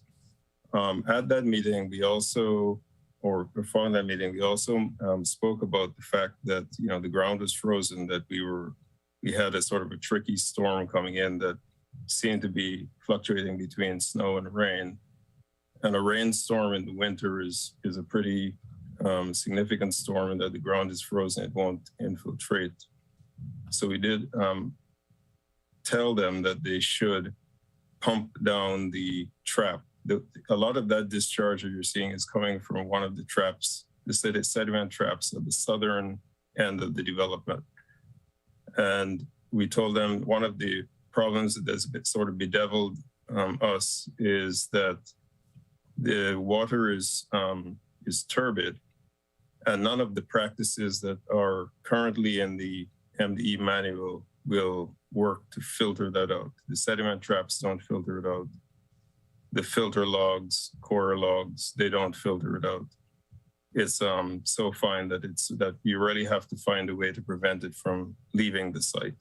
So one of the strategies that working with the MDE that we came up with was to reduce the volume of water in that trap and sort of divert it to store it in other traps on the site. So ahead of rainfall, those are practices that the developer is required to comply with to sort of ensure that it has enough storage volume so that nothing ever leaves the site. Because if it does, you will have that sort of discharge. So the 17th was a holiday, the Martin Luther King holiday. So our inspectors were out on the 18th to do a post-storm inspection. And they found several problems. They found that the stockpile, the silt fence around the stockpiles on site were problematic. They found that there was a discharge from that area, and the stabilized construction entrance, the second stabilized construction entrance needed some work, as well as the water levels in the sediment trap were not really able to be lowered sufficiently. So citations were written for those. And the contractor was given a very short period, like a day, to repair the silt fence.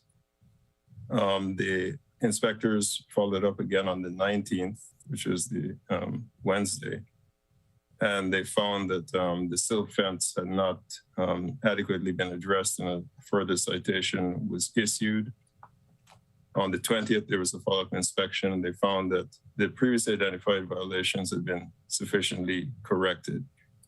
They were back again on the 21st, and the inspectors found that they were dissatisfied with the stability of the stockpiles on site. At that point, a stop work order was issued for the site, and the developer was instructed to stabilize that area before it would be lifted. In addition, they were to continue working to ensure that we had no further discharges from the site, as well as they had to make improvements to the Annapolis Neck Road.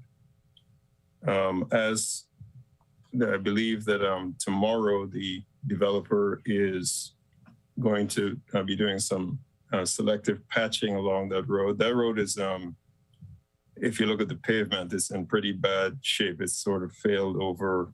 It's showing signs of fatigue failures of the pavement. And you don't have a common profile. You don't have like an even profile. It's kind of bumpy, kind of a broken back profile. So water does not have it's not easy to get positive drainage. You will have ponding areas because it's not like a smooth transition to the drains, any drains. However, they will be doing some selective patching of the road tomorrow. And that will be ongoing until the inspectors are satisfied that the condition has improved significantly. The stop work order is still in effect and will remain in effect until we are satisfied with that particular improvement along, not only along Annapolis Neck Road, but on the site proper. So in summary, that's sort of what was done. And I guess, if there are any questions, I could sort of address those. I think, Director, we will leave that until we bring the legislation up. Thank you, Deputy City Manager Guile. Did you have anything? You walked today with Matt Waters, is that right?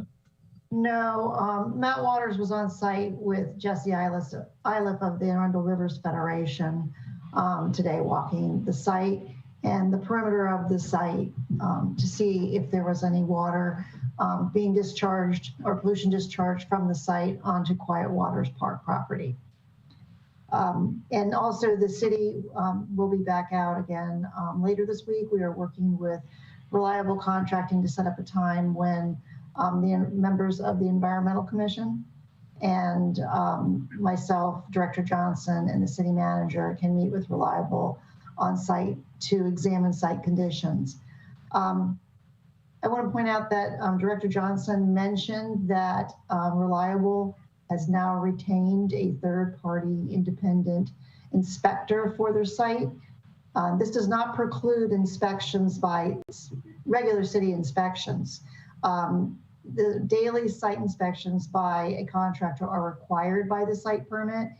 Director Johnson felt that with repeat violations there, that the inspections performed by Reliable were not adequate, and therefore a solution needed to be implemented immediately. And the solution that was found was to hire a third-party independent contractor.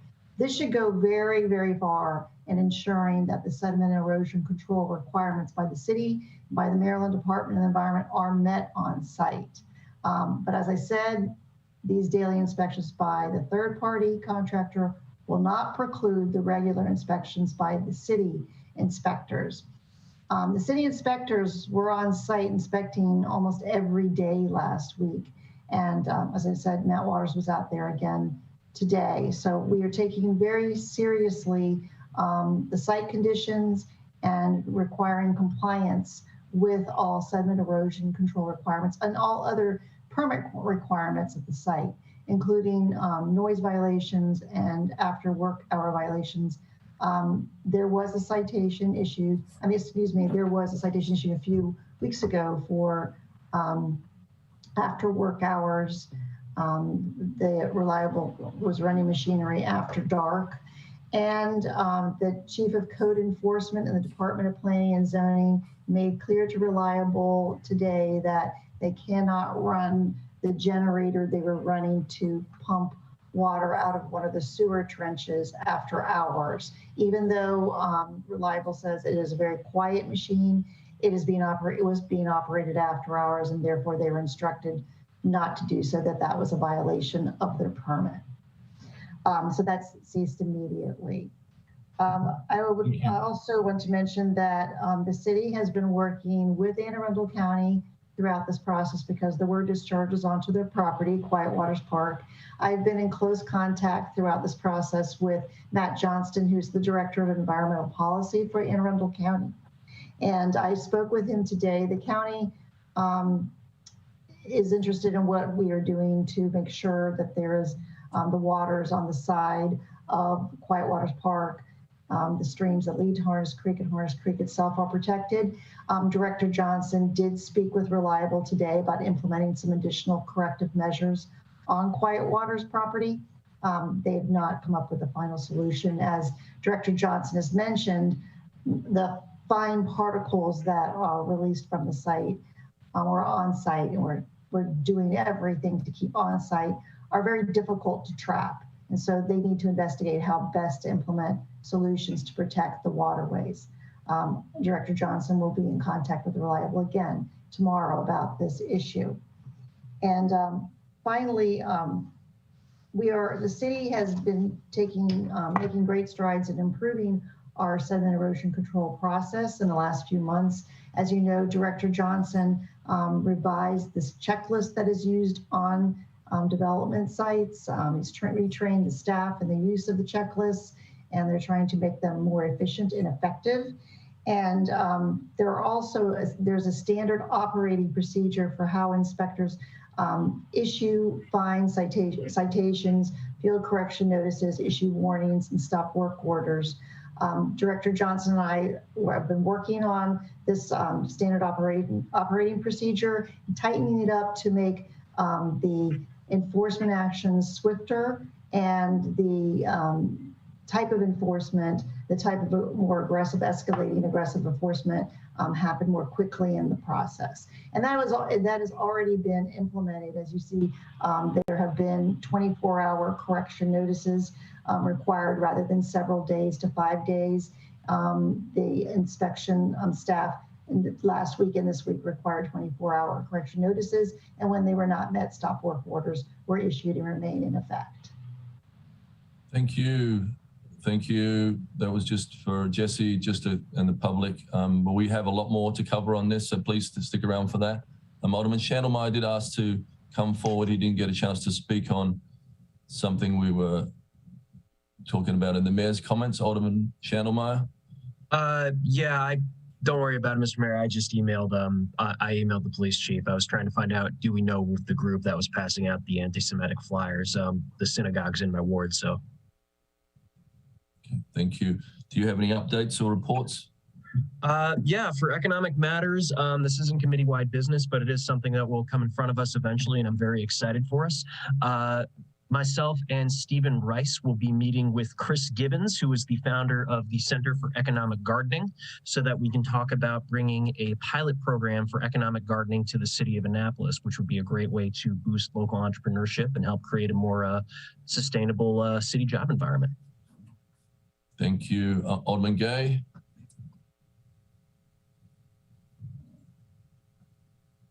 Thanks. Couple of quick things. First, you know them environmental activists, they go hard. Sometimes they go harder than the Black Lives Matter activists. That's one thing they will do for sure. But for us at Housing and Human Welfare, we got a couple of things coming up at our next meeting, which will be the 23rd, I believe, because there is a state holiday. I'm just trying to pull up the 2 seconds. One Mississippi, 2 Mississippi. Awesome. So our next meeting will be the 22nd due to President's Day, Tuesday, February the 22nd. We'll have a number of things on the agenda. I've asked for invitations to be extended to the Office of Community Services, Aaron Lee, Erica Griswold, David Jarrell, and Kevin Simmons.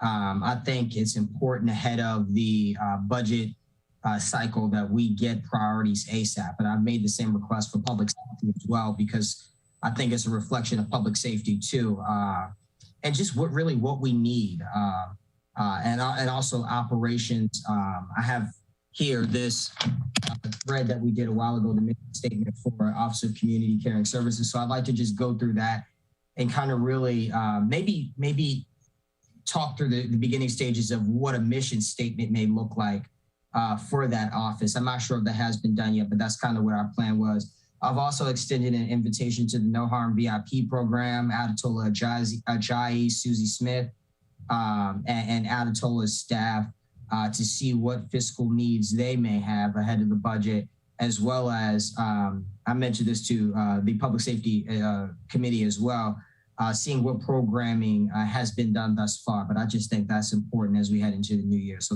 that'll be our focus. Thank you. Alderman Tierney. Yes, Mr. Mayor, the Finance Committee met Wednesday, January 19th.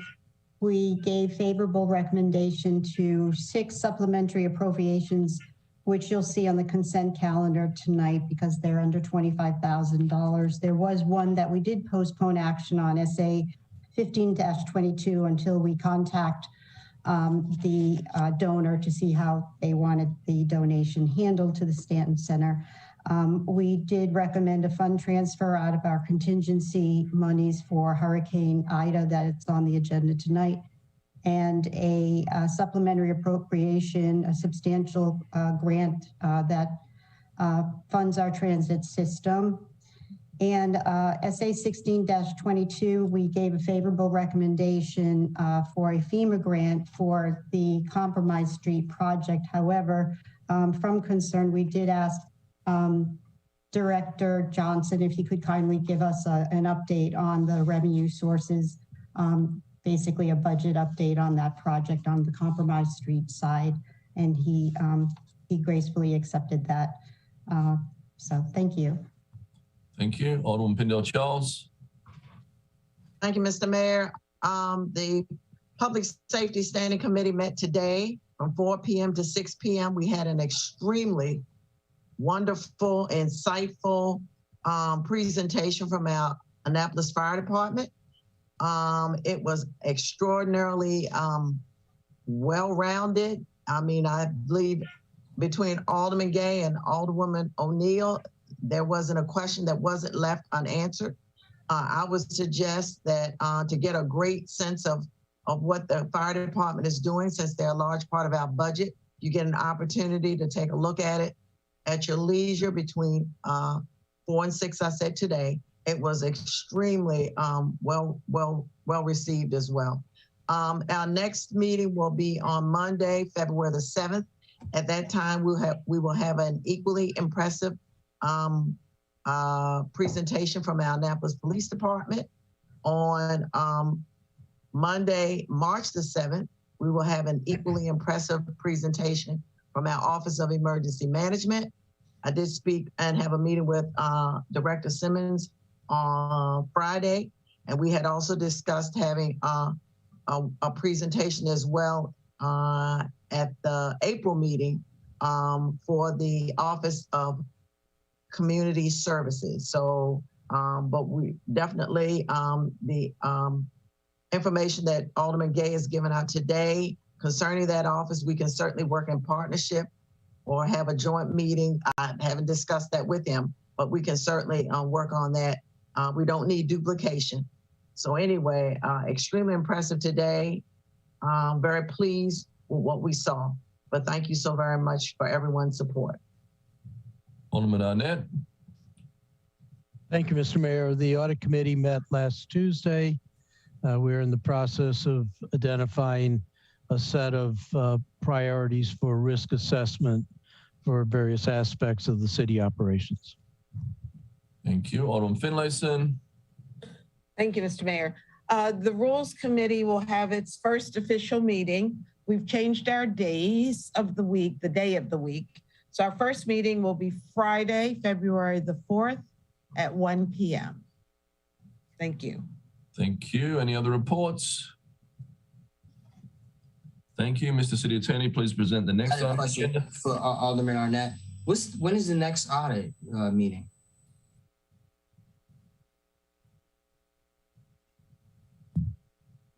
Next month, Monday. You can text me. That's cool.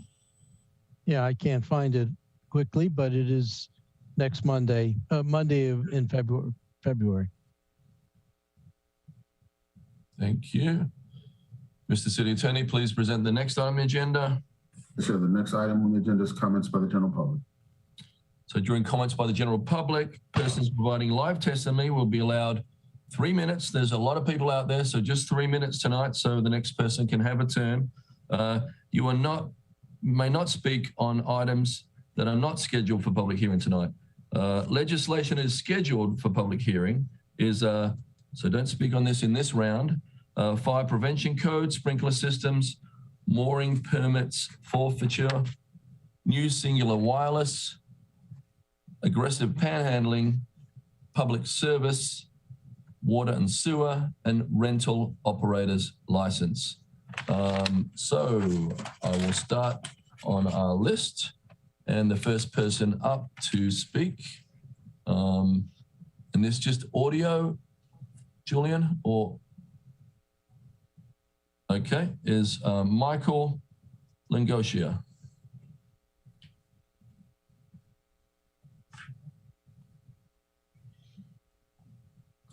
Please come forward, Michael, state your name and address. Thank you.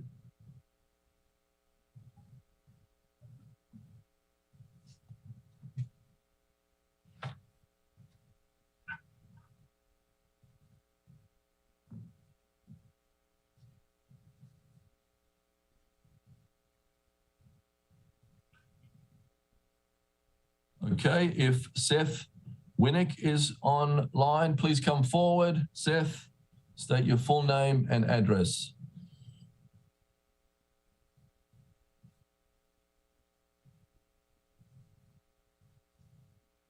Hi, can you hear me? We can. Thank you, Seth. I am Seth Winnick. I'm speaking on the mooring permit issue. Is this the right time to speak on that? No, not this time. Sorry, Seth. Okay, please save me for that. I will. We'll put you in that. You got that, Regina? Thank you very much. Any luck with my call, Julian?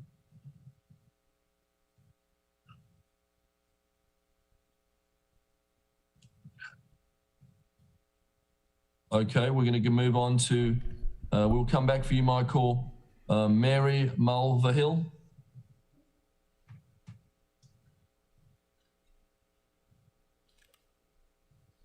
All right, Mary, if you could just unmute, say your full name and address. Thank you for being here. Yes, thank you, Mr. Mayor. My name is Mary Mulvihill. I reside at 121 Quietwater's Place in Ward 7 in the Beechwood Hill community. And I would just refer Mr. Mayor and Alderman, to my written comments I submitted on Sunday morning. Those are from my perspective as a homeowner paying taxes, living in Beechwood Hill with a home that faces the Parkside Preserve grading site. In fact, I sit right in the middle of it, so I see the whole site, Annapolis Neck Road. But I'm right now speaking with the hat of the Stand Up Annapolis Coalition. We're a volunteer coalition of citizens who live adjacent to the site or who are members of Friends of Quiet Waters Park, who use the park, and also the Annapolis Neck Peninsula Federation.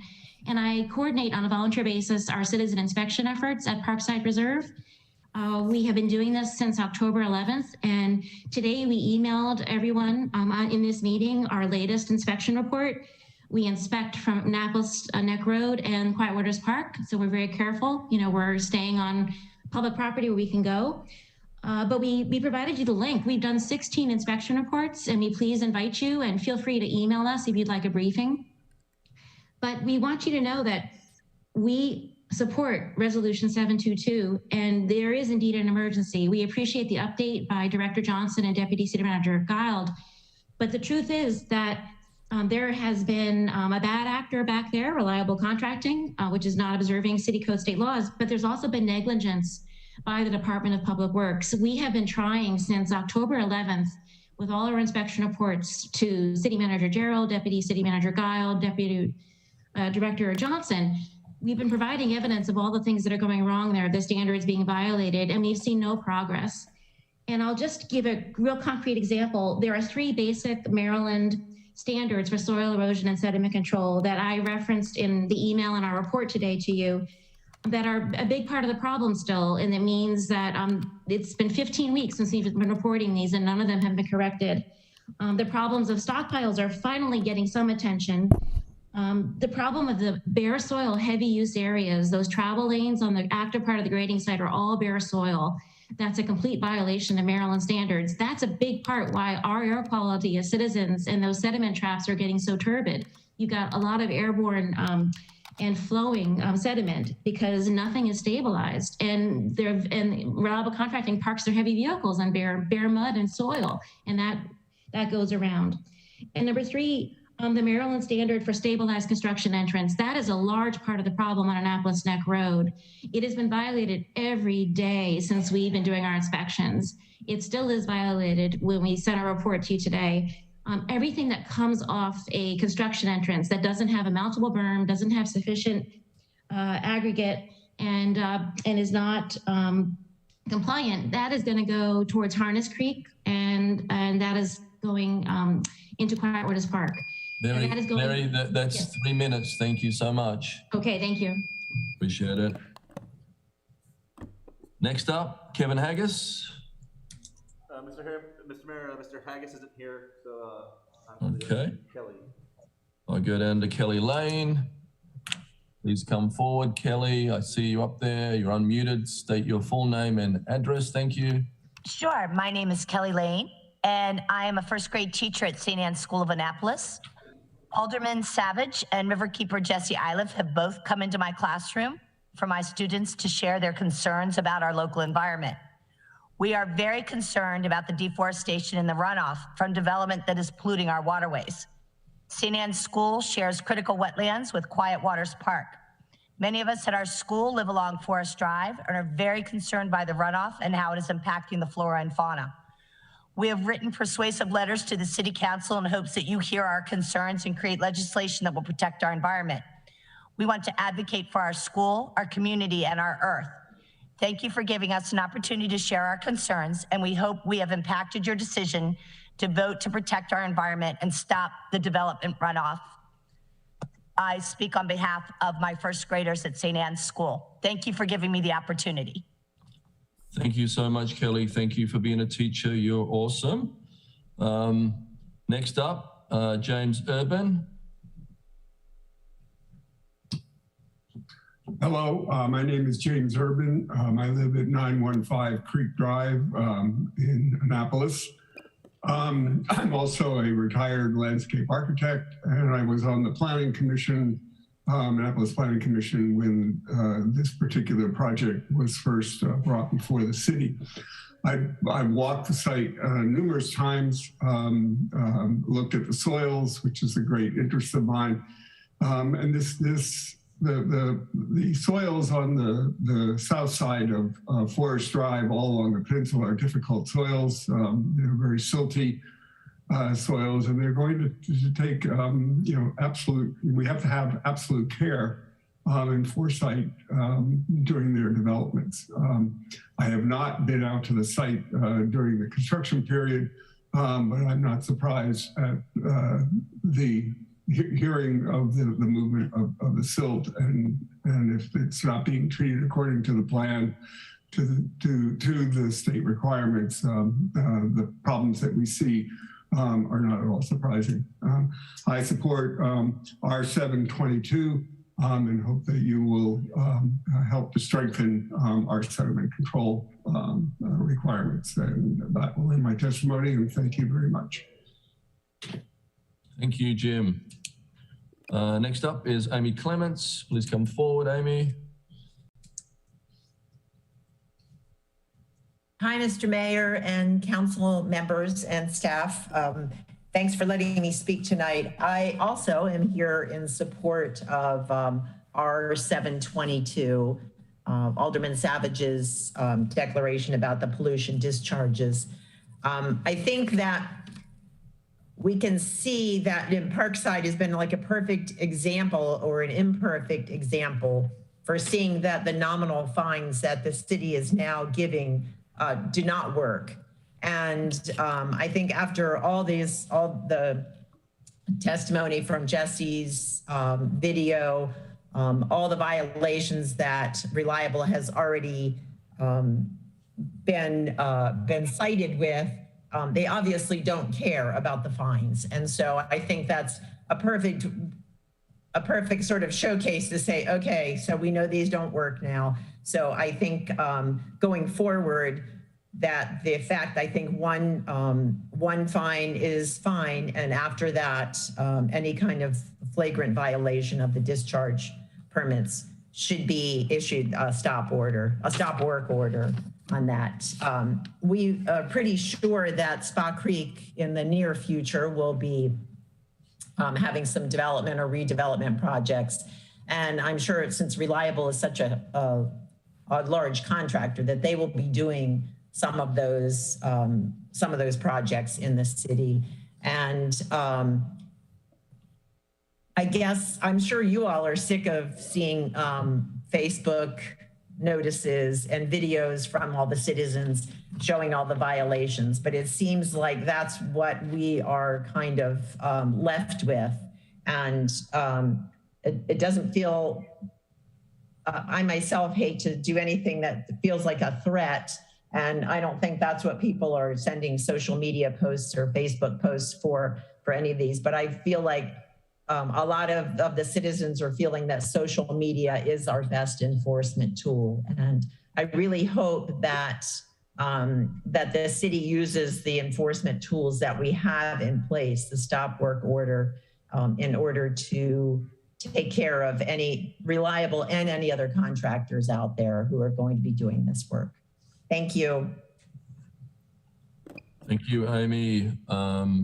Next up is Jesse in person. How you doing, Jesse?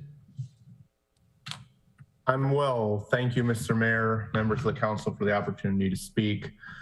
I wanted at the outset to impress upon everybody that the sediment that was featured in my videos is not some minor thing. A lot of lay people will think that if it isn't a glowing green toxic sludge, that it's a pollutant that doesn't matter. But As it happens, for the South River and for all the other rivers in the county, sediment is the #1 pollutant by volume and arguably the most important pollutant in terms of its impact on the ecosystem, because it carries with it phosphorus, which leads to algal blooms and causes dead zones, and sediment itself will suffocate oysters and underwater grasses and destroy habitat. So that's the most important point to keep in mind when you think about the track record that Reliable has demonstrated over the past 2 years since it assumed responsibility for this site. In that time, it has had 30 separate violations of its permit terms as documented in the city's own record keeping. Many of those are simply maintenance issues that aren't associated with discharge events, but there have been several significant discharge events. The ones that you saw footage of earlier were simply the most recent. I also wanted to address the point about third-party inspections. It's true that the company hired by Reliable is a separate corporate entity, but it has some ownership by Reliable itself. I don't know if it's a full subsidiary or if Reliable is simply a member of the LLC. And then also the initial Reliable person in charge of inspecting the site at the end of each day is the brother of the company owner. The president of the new company hired for this job is the nephew of the owner of Reliable Contracting. And so the independence of that firm, I think, can be seriously questioned. Next, there are significant restoration dollars going into the preservation and protection of this non-tidal stream. They are taxpayer dollars from Anne Arundel County and from the state. My organization is managing a project for a $650,000 project in this same stream system that is funded with taxpayer money. And if we allow these sort of polluting events to continue, we are merely subsidizing private industry at the expense of individual taxpayers. For all those reasons, we support resolution, we being the Arundel Rivers Federation, supports resolution 722. And we think that this legislation, this resolution will empower the Department of Public Works to take a firm hand in a way that has not happened until very recently, when the public pressure that Ms. Clements mentioned in her earlier testimony became so strong that it simply couldn't be ignored, because the citizens of Annapolis finally stood up for their environment and for their waterways. Thank you, Jesse. Thank you. Thank you, Mr. Mayor. 3.5 minutes there. Thank you very much. Okay, next up is Allison Colden.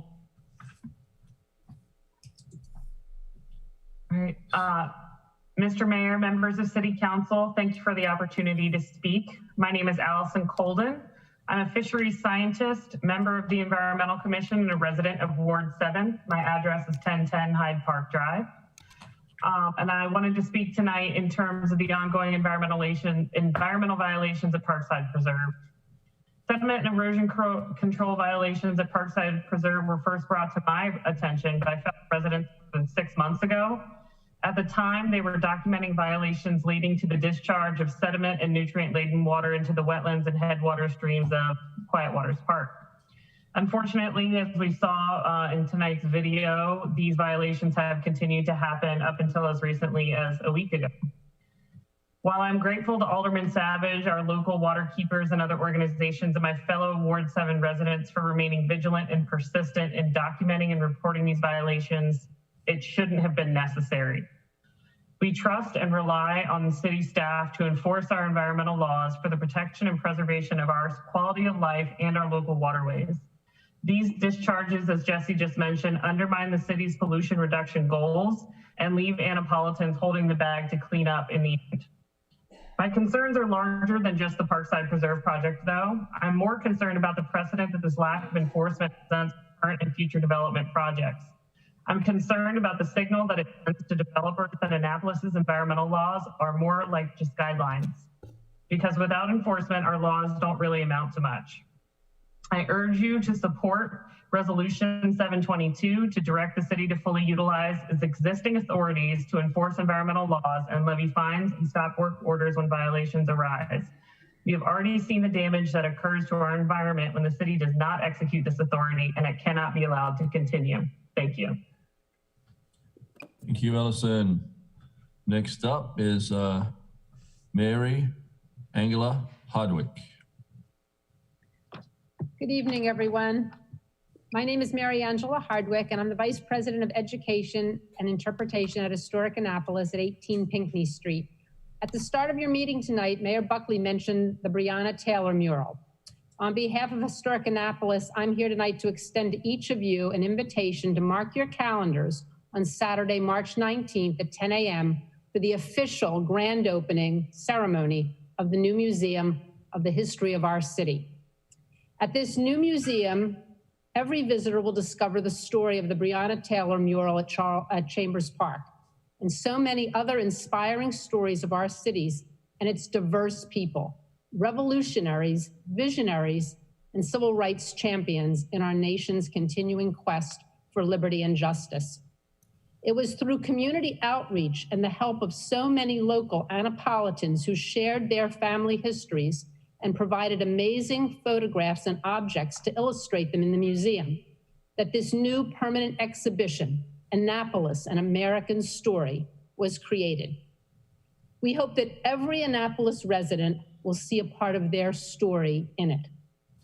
I know that some of you have already visited the museum, but I'm here tonight to encourage all of you to come before the grand opening so that you will join in our excitement and encourage your ward residents to visit as we all come together with great Annapolitan pride in our shared history and its important connections to our larger national story, its struggles and its triumphs.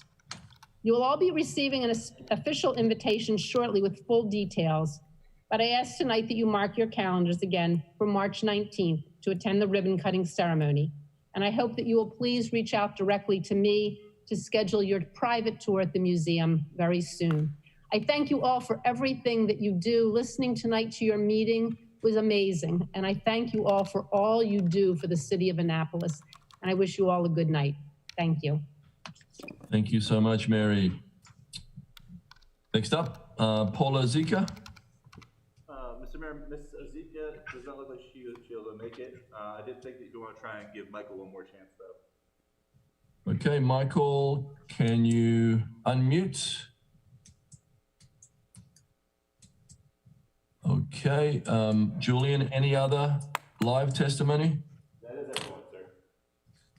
Okay, we have a lot of written testimony. I want to read that all into the record, so please bear with me.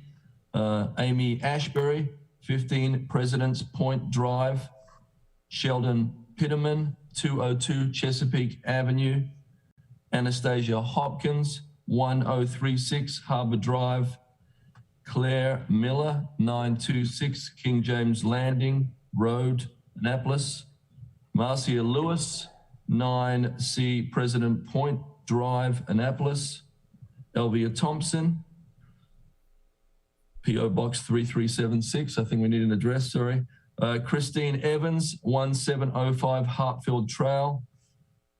Francis Fidelin, 125 Severn Avenue.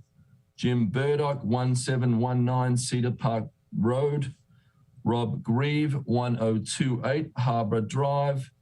Vicky Mead, 1013 Jackson Street. John Vanderkamp, 40 Lawrence Avenue. Jane Teacher, 310 Chesapeake Avenue. Brendan Boyle, 5 North Southwood Avenue. Elaine Kahn, 520 First Street. Brenda Banas, 2740 Alfred Cove. Michael Morgan, 1115 Primrose Court. Charles Parker, 141 West Street. Betsy Brown, 303 State Street. Jim Swartz, 422 State Street. Ann Hayes, 913 Creek Drive. Ray Sullivan, 520 Forest Hills Drive. Russell Powell, 15 President Point Drive. Eva Terran, 202 Lakeview Ave. Edgewater. Evan Thallenberg, 213 Lockwood Court. And Dakar, 778 Fairview Avenue. Mary Sobray, 522 3rd Street.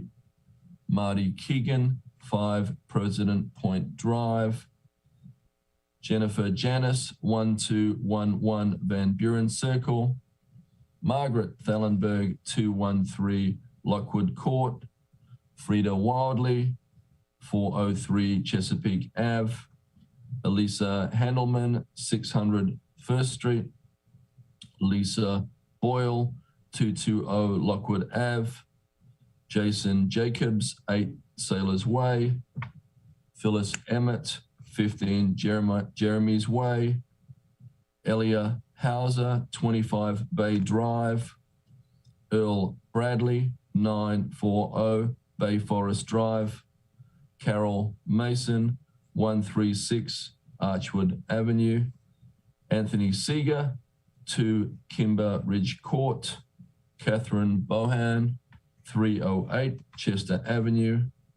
Mary Ellen Hickey, 23 Chesapeake Landing. Cynthia May, 1009 Moss Haven Court. And Jacob Halbig, 122 Quiet Waters Place, Annapolis, Maryland. We thank everybody for their testimony. We know you're all busy, so we truly appreciate your efforts for the city. I declare comments from the public closed. Mr. City Attorney, please present the next item on the agenda. Yes, sir. The next item on the agenda is appointments. Let me go back, beginning with AP 822, appointment of Patrick R. Browning to the Annapolis Conservancy Board. Can I get a motion to approve AP 8-22? So moved. Can I get a second? Second. Thank you. All those in favor say aye. Show of hands. Aye.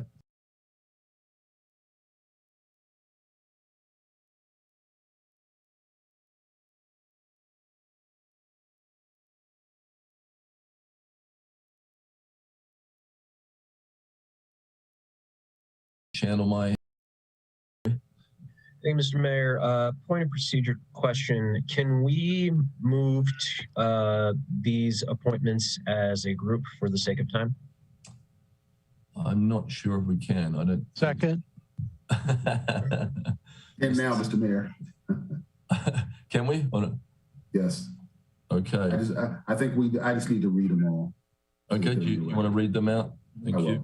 You have a motion to approve AP 922, appointment of N. Perry Hepworth to the Financial Advisory Commission. AP 1022, reappointment of Bob Burden to the Financial Advisory Commission. AP 1122, reappointment of Frank Brown to the Financial Advisory Commission. AP 1222, the reappointment of Edward Meehan to the Financial Advisory Commission. AP 1322, reappointment of Frederick Sussman to the Financial Advisory Commission. And AP 1422, the appointment of Patrick Bannon to the Financial Advisory Commission.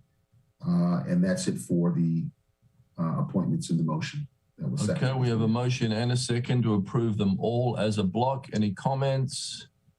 And we haven't been able to approve people for a long time, so it seems like we need these people on the boards. All those in favor say aye. Aye. Opposed? Thank you. Mr. City Attorney, please present the next item on the agenda. Yes, the next item on the agenda is the consent calendar, including the supplemental appropriations listing. Are there any objections to any items on the consent calendar? No. Don't see any hands up. Thank you. Mr. Mayor, can I ask a quick question? Alderman Gay. I'm sorry, it was about the last, I don't know if you see my hand. The Financial Advisory Commission, are they making recommendations to Jody's office as it relates to the budget, or are they making recommendations to individual departments? Mr. City Manager. They deal with all things financial. So they don't make recommendations directly to the departments, but they consider a lot of different policies and issues related to financing for the city. They have a great amount of expertise and they're very helpful. Awesome. Thank you. Thank you. Could I get a motion to approve the consent calendar? So moved. Can I get a second? Second. Madam City Clerk, please call the roll. Yes, sir. Mayor Buckley? Aye. Alderwoman Kendall Charles? Aye. Alderwoman Finlayson? Aye. Alderman Shawnemeyer? Aye. Alderman Gay? Alderman Gay? Muted. Sorry, I was trying to read it right now. I haven't had a chance to run through it. Particularly, I'll just wait till the end of pool SA 12-12-22. Mr. Mayor, that's out of order, Mr. Mayor. You have a motion and a second. Alderman. Okay, Sorry.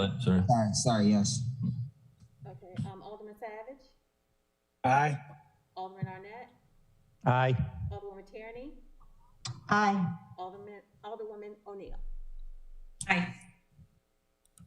Thank you. Mr. City Attorney, please present the next item on the agenda. Yes, sir. The next item on the agenda is business and miscellaneous items, beginning with fund transfer FT 322. Thank you. Could I get a motion to approve FT 3-22? So moved. So moved. Could I get a second? Second. Okay. The discussion, Alderman Savage. Thank you. Just a quick question. Does this mean that, is this for staff overtime related to the tornado or? Director Dickinson? Yeah, so this includes overtime for staff, contractual services and supplies that were incurred for the tornado cleanup. It doesn't include regular staff time because if they were there working on tornado issues during their regular workday, that's already in the budget. This is just for overtime costs, contractual services, for instance, for the tree cleanup, and supplies for some of the agencies that were working on this, such as DPW. Okay, thank you. Okay. All those in favor with a show of hands say aye. Aye. Aye. Opposed? Thank you. Mr. City Attorney, please present the next on the agenda. Yes, the next item is SA 1122, Grant Fund Transportation, Maryland Department of Transportation Revenue. Okay, could I get a motion on that, please? So moved. Can I get a second? Second. Discussion. All those in favor with a show of hands say, Alderman Gay. No, sorry, I'm making it very fast. What is support of urban transit? Director Dickinson. First of all, urban. I can give you a very general description. One of their 3 grants that they get from Department of Transportation each year is the urban transit, and they got some additional funding from another federal source to add to this pool of money. And if I'm not mistaken, I think it might have been from some of the federal legislation for the COVID response. They gave them another $184,000 to help with transit operations. And if you need more detail, I'd have to ask. I just have a Acting quick Director. with projects like this, Jody, I'm sorry, Director Dickinson, when a individual department is receiving some sort of grant, fund, or COVID relief finance, are you just saying, okay, that's a grant for, some sort of COVID relief issue within the department, there's the money, or are you subtracting that from, I guess to narrow it down, It's going to provide them additional funding to cover costs. Okay, so but in an instance where a department is maybe receiving funds for, I don't know, like, all right, they just got money from COVID for, just equipment within office. I'm just trying to be general. and it's $20,000, and they use that money for equipment within office, but that could apply to, you know, a lot of things. Are you then turning around and saying, okay, we can take 20,000 out of their, you know, supplies or whatever fund and put it into the general fund, or how are you making between? So no. So when they develop their budget in the spring for the following fiscal year, they include budgeted amounts for the grants that they anticipate getting. And their appropriations, their spending authority would be equal to the operating support we're giving them and the grant funding that they are assuming they're going to get. When we get extra grant dollars, it's for something that's going on in addition to what they are incurring. Now, in this case, a lot of these federal monies that they got, federal and state monies for transportation, are eligible to pay for any transportation activities. Now, this particular one, the large urban transit, is for operations. So it has to be used for the bus operations. They have a maintenance grant as well that has to be used for maintenance. And which means this will help with the funding for FY22 that they're not going to be able to use from the parking fund. If you remember, the parking fund typically gives them a significant subsidy, and the parking fund will not have that to give them this year, at least not in the full amount. So some of these federal monies like this will go towards helping us pay for operations that would have been paid for with that parking fund subsidy. Good, great. I think you've answered my question clearly, and it kind of led me in the direction of my next question. Why does it appear that, and clearly this is all based off of news and word of mouth, because me and you have not had a conversation about the budget, and the council has not had an opportunity to do so. But why does it appear that other municipalities are receiving and spending their COVID relief funding or any additional relief funding from federal governments in a much better way than us as it relates to their social needs and some of the infrastructure and housing needs? Where were we maybe misguided in the beginning as it relates to some of the extra COVID funds and what could have been done with that? That's just been a concern of mine from the beginning. I feel like I'm turning around and it's like, oh, X place has, took the, 500,000 from the 7 million that their county done it. So that's a big question, but it's got a lot of parts. So the first allocation of COVID related federal money we got was from the CARES Act.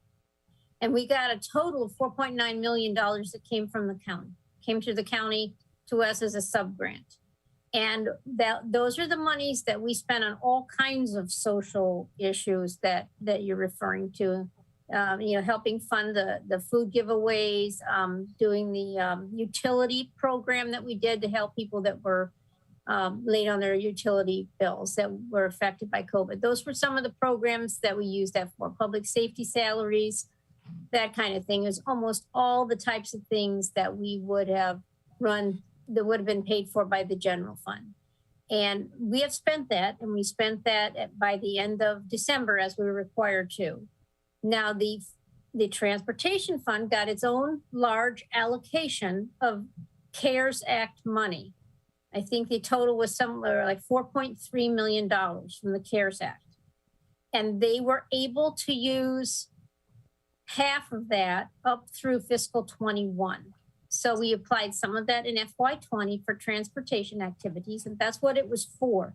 The grant was given in order that municipalities like ours could continue their transportation activities, knowing that ridership revenues were falling off. And in our case, parking fund revenues were falling off. So those monies were earmarked for our general transportation activities so that we could continue those services. And in 20, we used some of that CARES Act money that was directed towards transportation. We used it in the transportation fund. And in FY21, we used more, up to the 50% cap that I spoke about. We still have 2 million, I'm trying to remember the number. The other half, the second half, has not been used, and that's for FY22 and FY23. And we will use that as necessary to fund transportation activities over the next 2 years. So those are the significant CARES Act money. The fire department got an allocation of some CARES Act money for their ambulance trips. They used that to fund equipment and some contract services that they had. We got some extra funds in the police department through one of their grants through the CARES Act, and they use that for their programs. And then we move on to the ARPA funding. And I don't know if the ARPA funding is what you were alluding to in your first question. That is money that we are getting in cash from the second major piece of federal legislation that came through last spring. We got allocated $7.6 million directly from the federal government. They sent us half of that in cash, which we have. And we have, as a city, earmarked that for revenue replacement, because the one good thing about that grant is you didn't just have to use it for a direct impact from the COVID. You could use it to replace the revenues that we lost because of the economic downturn. So we got that cash, half of that cash in the spring of 21, and we used 1.1 million of it for transit activities. Like I said, the parking fund revenues fell far short in 21. And we used some of the Transportation CARES Act, but we also used some of this ARPA funding to close that gap. So now we still have some of that original allocation left that we have not used. And as we discussed during the budget process last year, we are holding that back to use for revenue replacement as we need it over the next 2 fiscal years, 22 and 23. And we will also hopefully get the other half of that cash this spring. And then as we develop the 23 budget and the 24 budget, we will be able to use that for revenue replacement if we need it. And if we don't need it for revenue replacement, the council can decide what else to use it for. And is the decision of revenue replacement made by you, or is it made by the council? So it was made during the budget process. We earmarked that for revenue replacement. We discussed it during our budget presentations, and the council voted positively on the budget. So that's a decision of the council. It is a council decision, and we're not just using it. We just use it up to the. Yep. You're getting a little far afield. You've got a motion on the floor that's been seconded for SA 1122. Yeah. Oh, yeah, that's true. You're getting into discussions that aren't around the motion. You got a long dissertation there, and I'm sure you can spend some time with Jody and break it down. And there's money still on the table, so it's up to the council. Thank you. Okay, we have a motion and a second on SA 11-22. All those in favor with a show of hands say aye. Aye. Opposed, say no. Alderman Gay, you opposed? Yes. Nice work. Okay, let's go on, Mr. City Attorney. Next. Yes, SA 1622, Capital Project Fund, Public Works, FEMA Hazard Mitigation Grant Revenue. Thank you. Could I get a motion for SA 16-22? So moved. Can I get a second? Is Any this discussion? same way? Is this being financed the same way? Director, Mr. City Manager, let's get. Yeah, this is for the capital project to do the flood mitigation for Compromise Street. We got a $3 million grant from FEMA originally. It turns out that they had extra money in that pot, so they're sending us another $389,000 for that project for Compromise Street flood mitigation. All right, all those in favor say aye. With a show of hands, aye. All those opposed say no. Thank you. Mr. City Attorney, please present the next item on the agenda. Sir, the next item is public hearings beginning with 0122, Fire Prevention Code Sprinkler Systems. Okay.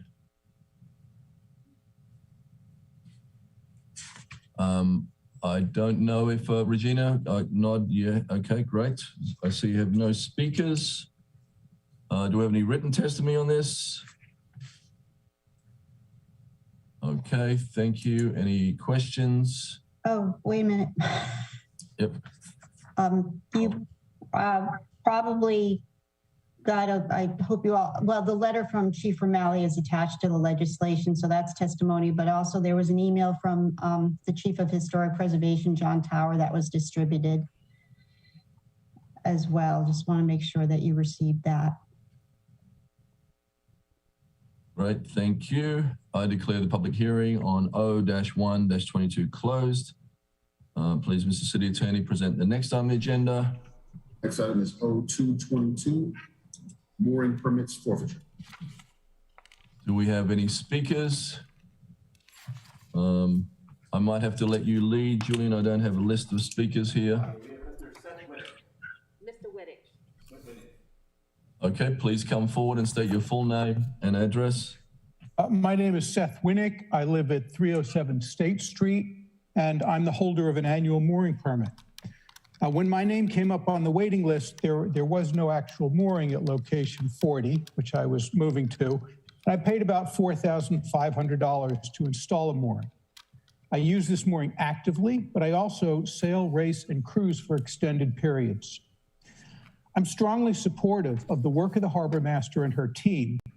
However, the objectives of O-222 could be better met.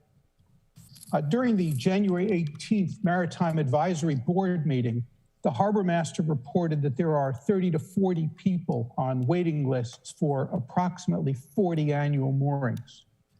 Of these, 3 moorings are not being actively used. Revoking 3 permits will make only a very minor dent on this waiting list.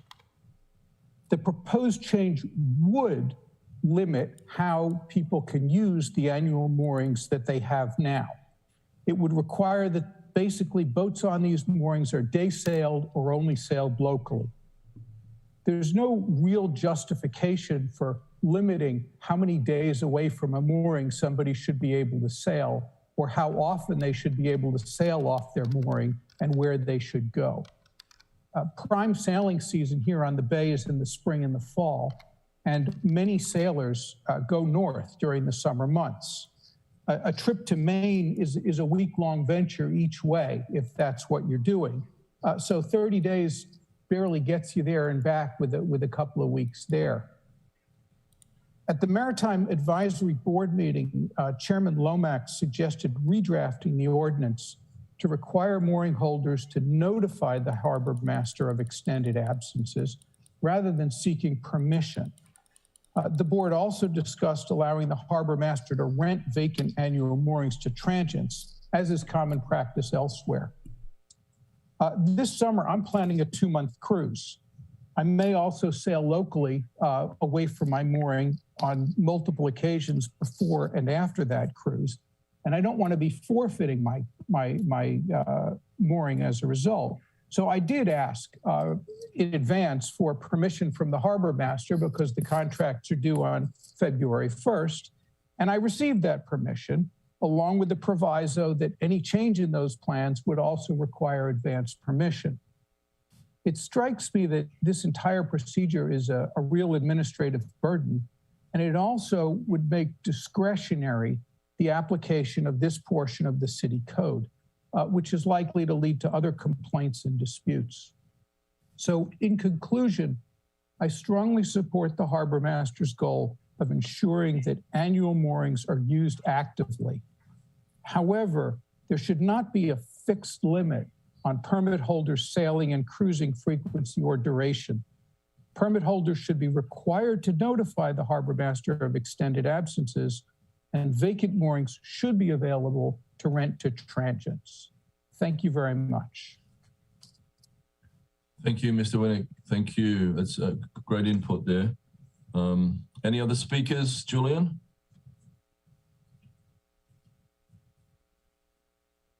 Okay, I declare the public hearing on O-2-22 closed.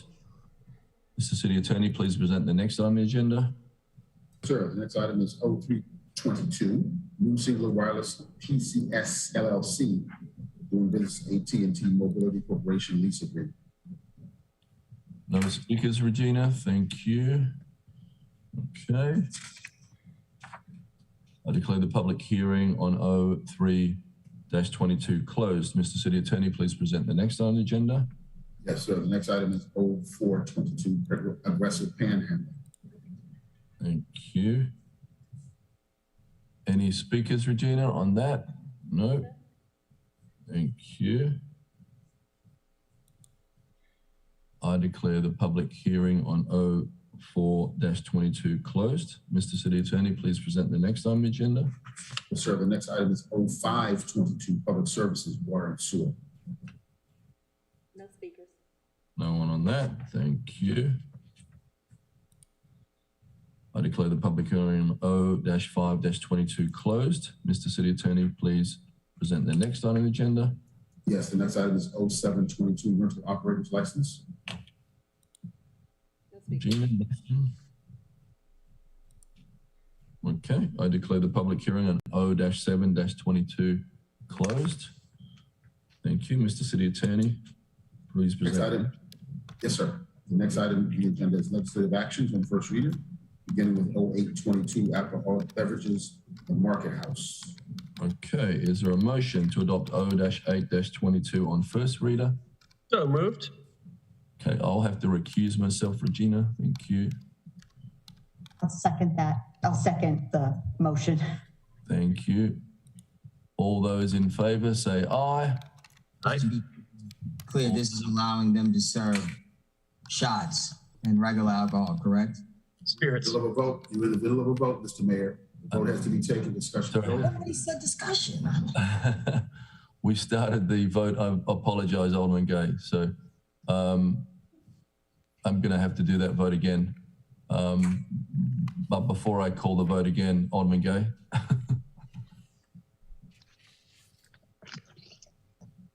Alderman Gay, did you have some discussion before we vote? No, I'm fine, thank you. Okay. All those in favor say aye. Aye. Opposed? Thank you, Mr. City. Let me see that. Let's refer that to Economic Matters Committee and also to the Alcoholic Beverage Control Board.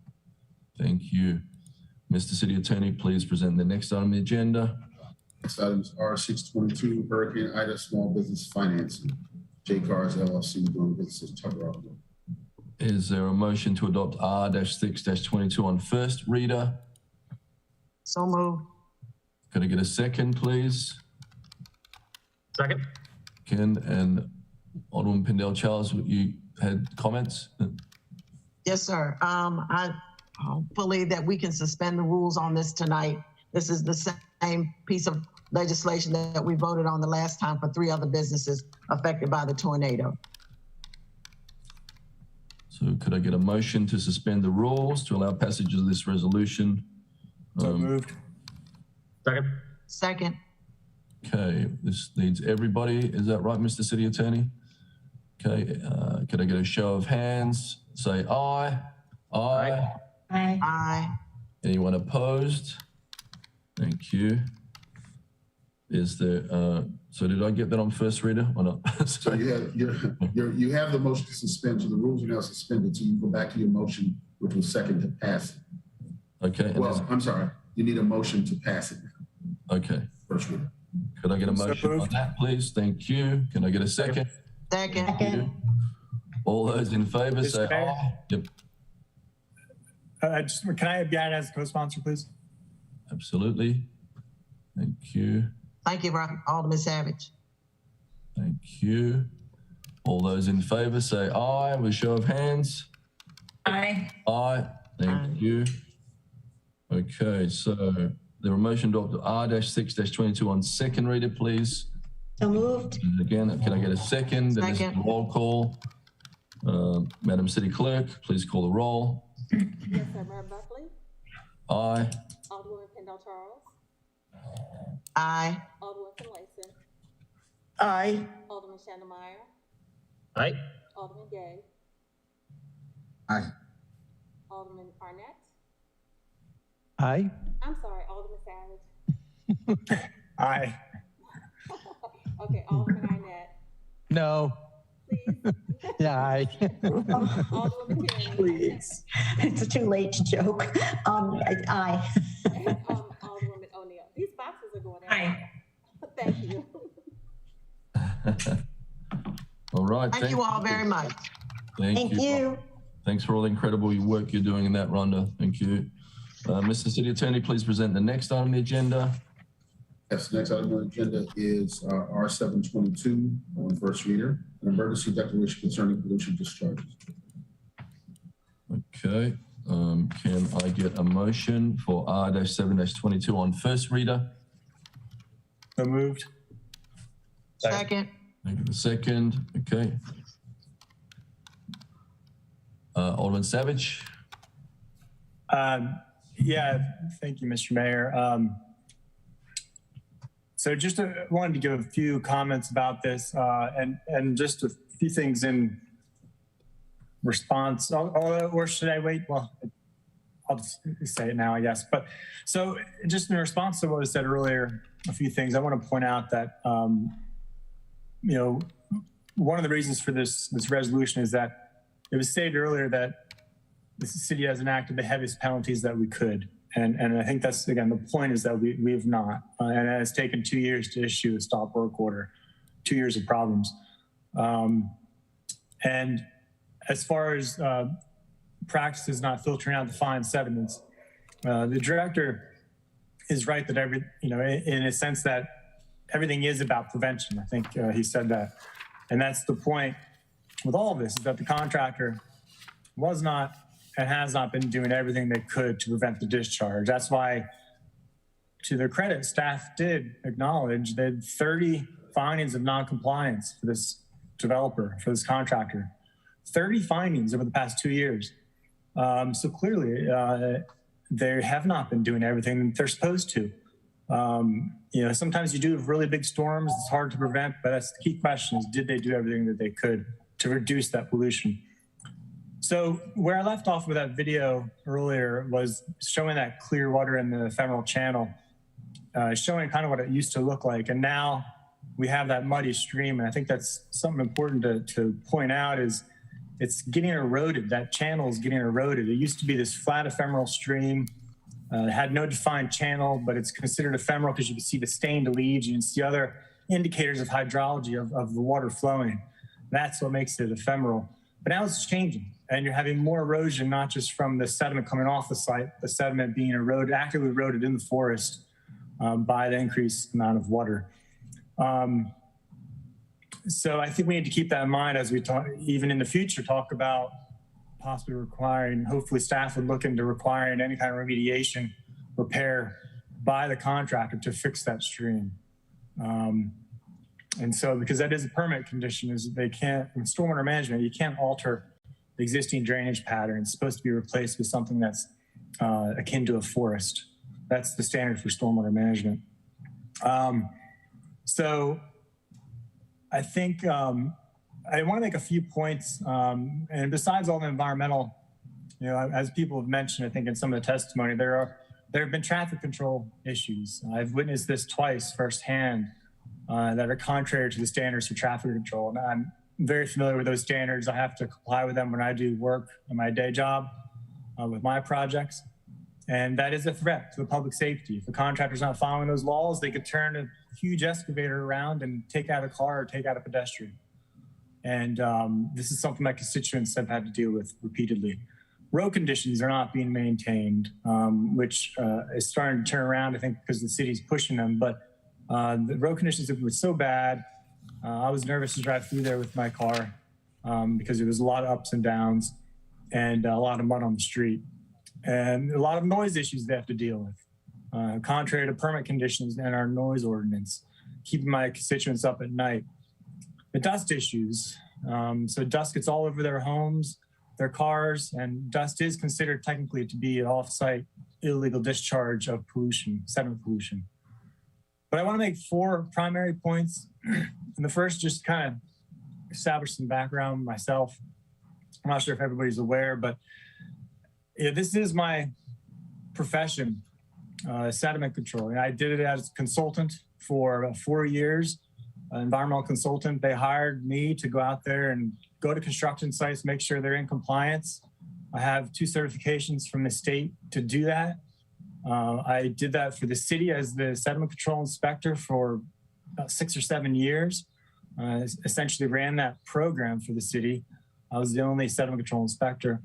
And now I do it with my day job with the county. I have about $5 million worth of projects every year. And the whole purpose of those projects is to reduce sediment pollution entering our waterways. We do repairs, we do step pools to capture the sediment. So that's what all this restoration work is about, is eliminating this sediment pollution. And that's my second point, which I'm not going to belabor because Jesse Iliff went into it about, but to make the point that I'm an environmental scientist. And from a scientist perspective, this is an emergency situation. And I know many think I'm overreacting or the community is overreacting, but as Jesse said, there's a reason why this sediment is a regulated pollutant. It's extremely bad for our waterways. It leads to the eutrophication, which is where nutrients wash into the waterways, cause algal blooms because they feed off of the nutrients. Algae dies, sinks to the bottom, and then deteriorates, breaks down, and that absorbs the oxygen, and that's why we have the dead zones. The sediment also just goes into our waterways, clouds the water, so it kills all of the submerged aquatic vegetation because they can't get the light. So they die, also contributing to dead zones. And we also lose the habitat they create for crabs and fish. We also get the nutrients which contribute to toxic algae. And that's why we often get some of the toxic fish kills that happen around the waterways. So that's why we spend millions of dollars on restoring our waterways. And that's why we have the Watershed Restoration Fund. And again, as Jesse mentioned, they have hundreds of thousands of dollars, millions of dollars of projects in a lot of these watersheds and creeks of projects, as do we. And every time we allow this pollution to go down, it clogs up the stone, the filtering mechanisms we put in these restoration projects.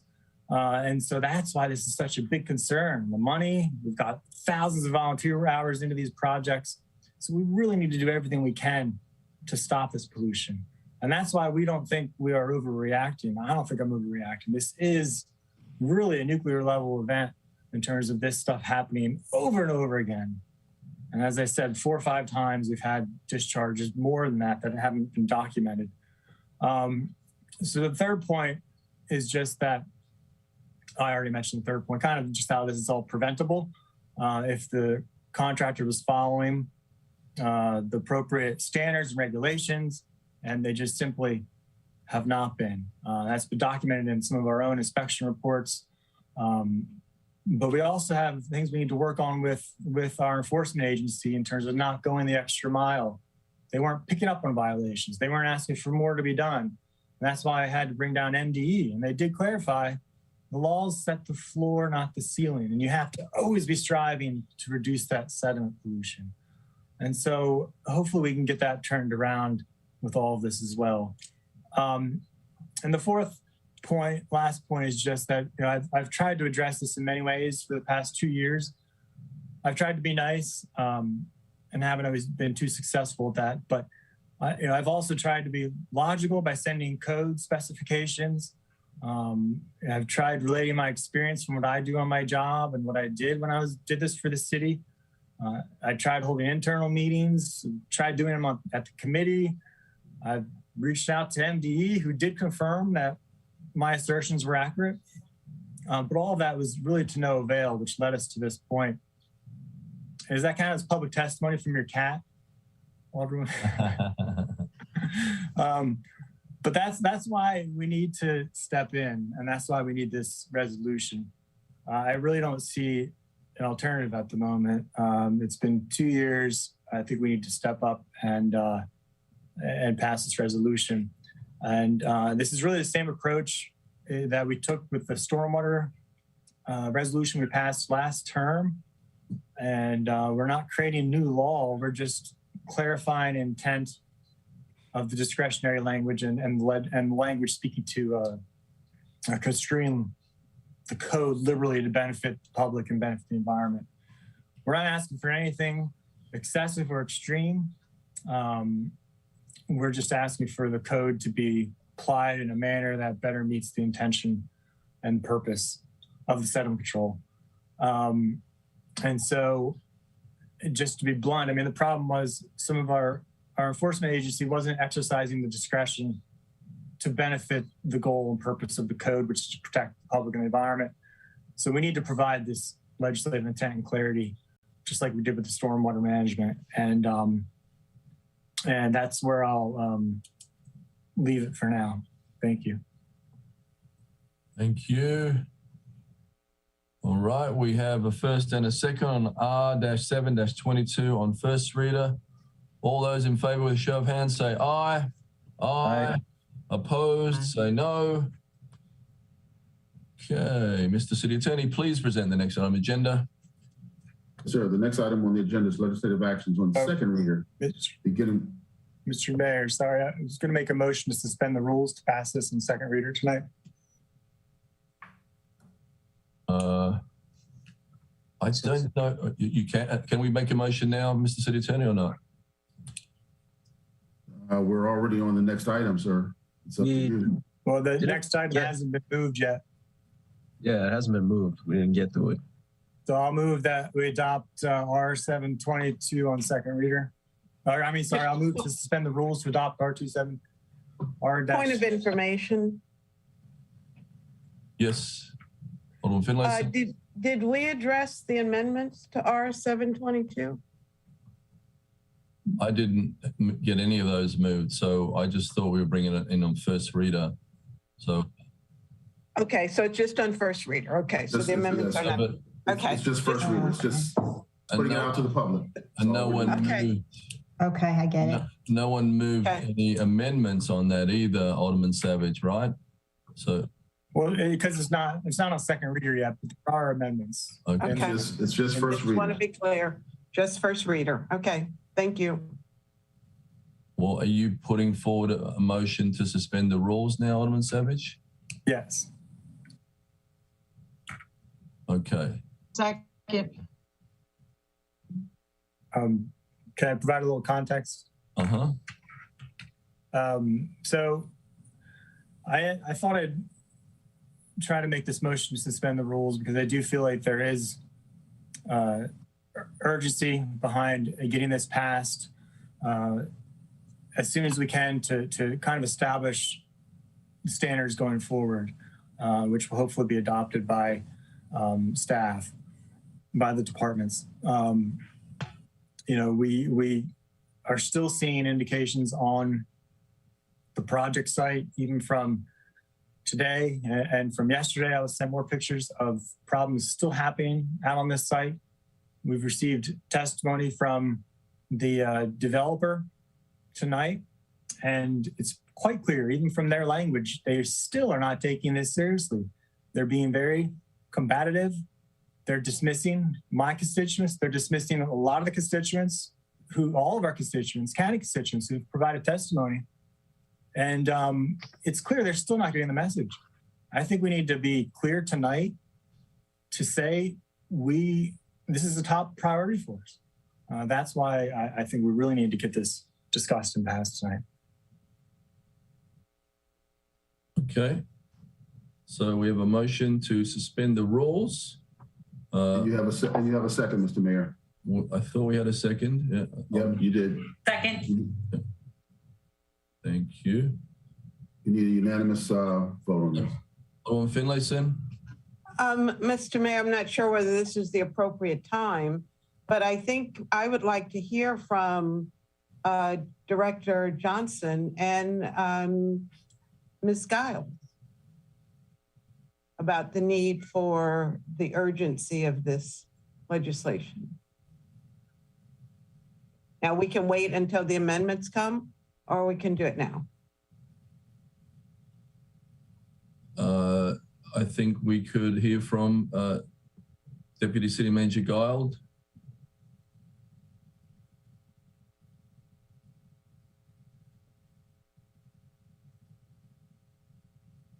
If you're not there, thank you.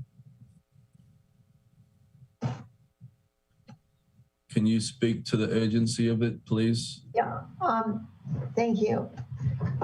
I was going to let Director Johnson speak to it first because he's been on site today and he can give you the best the best accounting of what needs to be done immediately with respect to the site.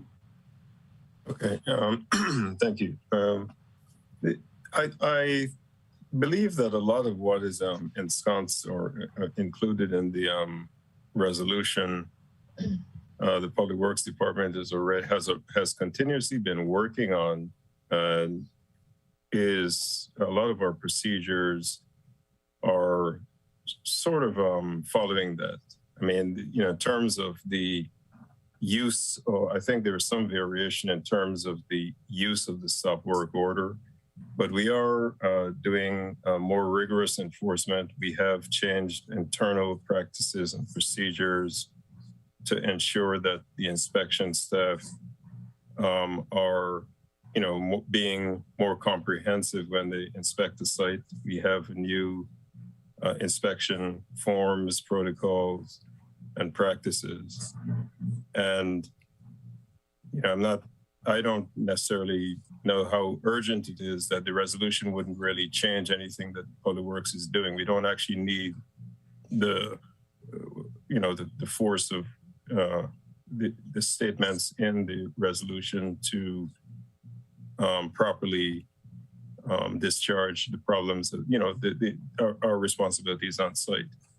We are working with MDE as well as with the developer to try to resolve that issue that was mentioned with the very silty soil that is causing the turbid discharge. And the practices on site, if the developer follows what we have come up with collectively, we really have a zero tolerance for discharges.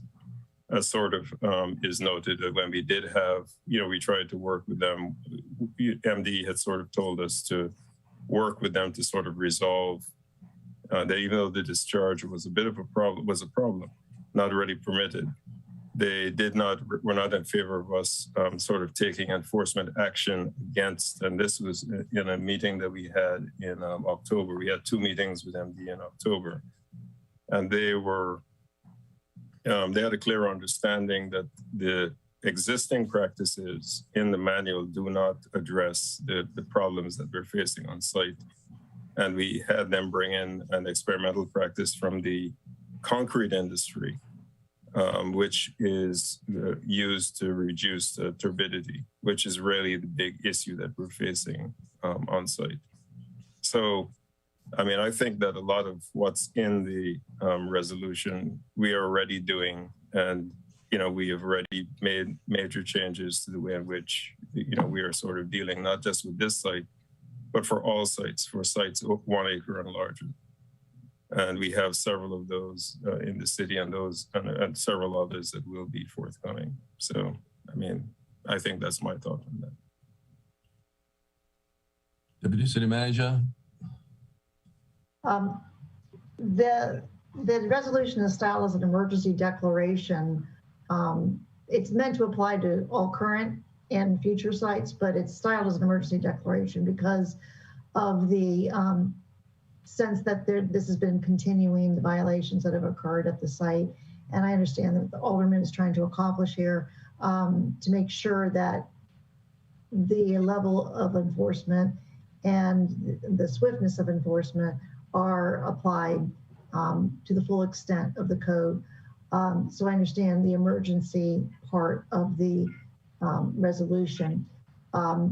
As Director Johnson said, the city is working on all of the items listed, almost all the items listed in the emergency declaration, short of the immediate suspension or revocation of the permit. It is our opinion that is better applied if there is an immediate situation that is not being remedied. But in this case, there's been a stop work order that's still in effect. There's activities at the site, corrective action activities underway. So we would not agree with that provision that is needed immediately. If there were continued to be problems in the site of a severity that the director thought was merits the suspension of the permit and to take, you know, a type of timeout to review what's going on there and how we should go forward, then, you know, that would make sense. But we don't feel at this time suspension portion of Alderman Savage's amendment is appropriate. The rest of the being an emergency situation is consistent with what we are doing right now. So, we support what's in the resolution because that's what the department and the city are doing. And I guess we're leaving it to your discretion as to whether you think that needs to be passed tonight. But if it's not passed tonight, it's not really an emergency resolution anymore at that point. I would say that much. It would be a resolution to do these, take these actions. Thank you. Okay, we've got a motion to suspend the rules. I think we all... question really quick. Okay, sorry. No, you're fine. Alderman Savage, on page 4, it says, on page 4, line 3, which would be bullet 11, if a permanent suspended or revoked, an agreement shall be drafted with the existing replacement contracts to ensure all applicable standards or regulations are met. And the third party inspector conducts inspection on the site on a daily basis. What would be the fiscal impact on both the city and the developer be for inspections on the site on a daily basis after it's been found that they've continued to not follow the rules? Alderman Savage. Yeah, that's a good question, and that's I think it's the reason that's put in there like that is because it would be, essentially kind of one of the consequences, right? If they're continuing to flout the law and prove that they can't police themselves, right? They can't expect themselves, that they have to hire a third party, and it should be a truly independent third party to do the inspections. And that's one of the things I used to do as a private consultant is they would hire these private consulting companies, environmental consulting companies, to do these kind of services.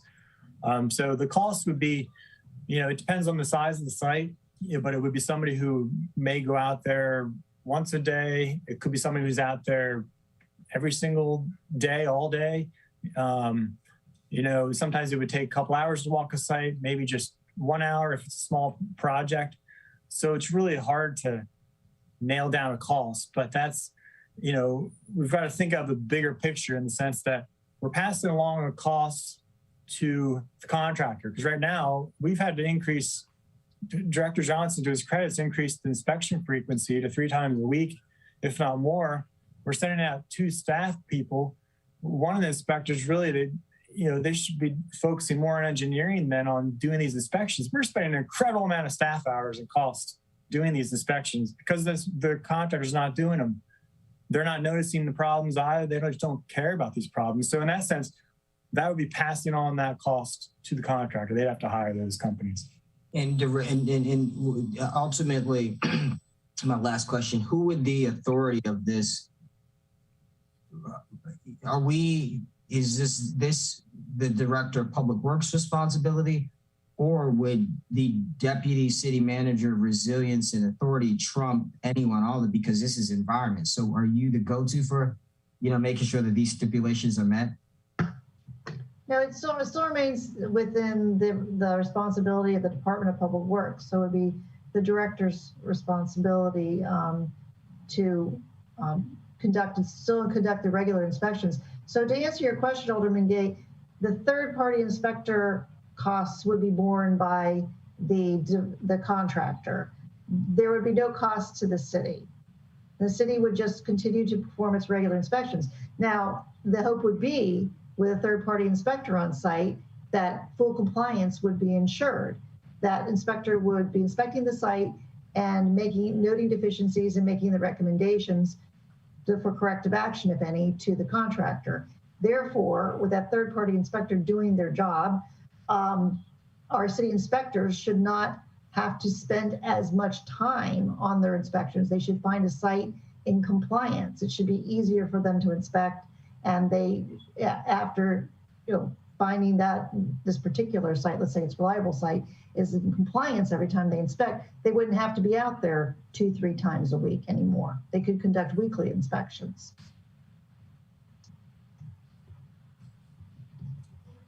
Alderman Savage. Thank you, Mr. Mayor. Just final comment on this, because I do think also to Alderman Gay's point again, I think also want to mention that it was mentioned to me, the county is also spending time on this now because they're not happy about all this pollution entering into their park. So I think we've got to set a tone not only for, we've received already a record number, I think, number of public comments here. I think it might even beat the short-term rental comments. But, clearly there's an urgency from the public to get behind this. We've done this before for resolutions. I think this certainly warrants it because, it's all about setting the tone. That's one of the reasons why I used to issue stop work orders. Whenever a contractor would not do what I told them to do, even if it was minor, put a stop work order. Sometimes I lifted the same day, but the point is you've got to set a tone. Say these issues are top priority for us. You've got to listen to us, so on and so forth. And that's why I think we also need to be setting that tone. And one of the amendments would be to, the resolution itself would not necessarily compel suspension or revocation. It does state under certain circumstances that the council would resolve that the staff should, but I do have an amendment that would express our resolve that the permit be suspended for this project. And that has to do with, again, I've got constituents just sending me so many messages about this project. They want to, it's clearly urgent on their end. And so I think I'd really like to try to get this passed tonight if we can.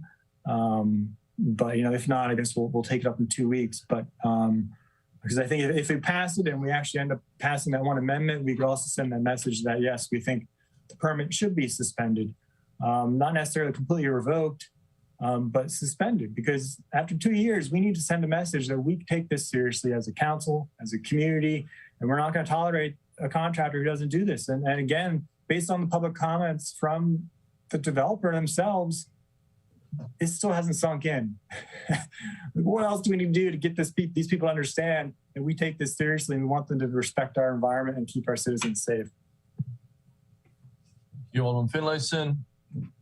Yes, thank you, Mr. Mayor. I too read the comments that came in this evening and the two from the developers.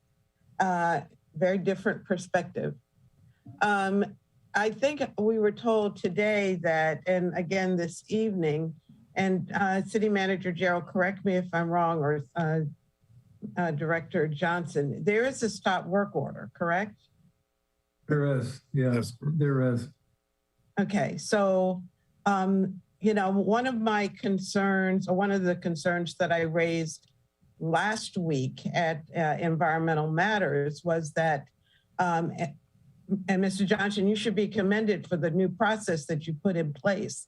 But I asked for a timeline that could be shared with the developers to let them know, for example, when there's an infraction found, how many days or weeks or hours they're given to correct it before the next step occurs. And the next step may be a fine, it may be a stop work order, but there is no defined process in place that can be shared with everyone, that can be shared with us, that can be shared with the community, and that can be shared with the developers. So everyone knows what to expect.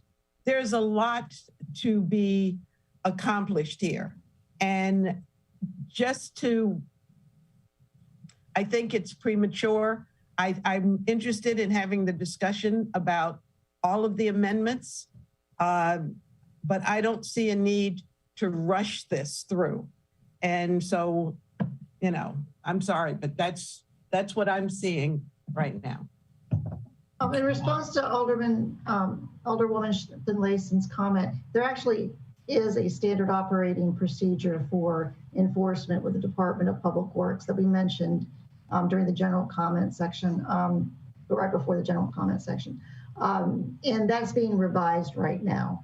the written standard operating procedures are being revised. However, the practices are already being implemented differently.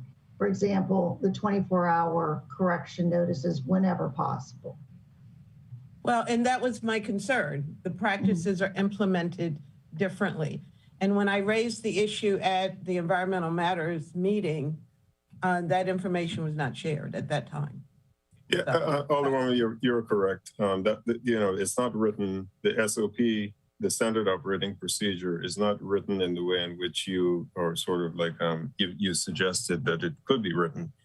And we're in the process of reformatting it to conform to the way that which I think is a very sound way of approaching it. And there are some other changes that we would want to make to sort of make it clearer to the inspectors who have to write the fines, as well as to those who are likely to get fined for violations, as to what the thresholds are and the likely time frames are. It's a bit. I don't think it should be as prescriptive as saying that there's a defined time frame, because each site could be different in terms of size, the type of problem, time of year that you're dealing. Like the ground is frozen, it takes longer to make repairs than if it's the summer. But I think that in general, the approach that was adumbrated is a sound approach, and we are making changes to conform with that. Thank you. Thank you, Alderman Tierney. Thank you. Just before I say something, point of order was the motion on the floor. Is there a motion on the floor? A motion on the floor to suspend the rules. I'm probably letting everyone talk a little bit too much on this. Okay, so I guess, so what I'm going to say is related to that, I guess, is that sense of urgency in a way. There was some testimony we received tonight. I don't know if my colleagues all had the chance to read it, but it was from the developer. And I think one of the key factors in this project that is very important to know is that the developer holds the contract with this earthwork contractor. So I think it would be safe to say that it is in the developer's interest for this contractor to keep going. Whether that statement is fair or unfair, I'll take that risk. But in the testimony the developer provided tonight, he says, and I quote, "The process is working. The city already has the tools it needs and the professional trained staff to implement it. Emergency legislation is not needed. If any legislation is necessary, it should be well thought out and debated in the normal legislative timeline." He also continues to say that DPW and MDE inspections are doing their job. And what he does do by omission really is dismisses all of the public testimony that we've received, basically dismisses it. And the only reference to it is he says the pictures were probably, they trespassed and they might have put themselves at risk. So it just sort of dismisses that.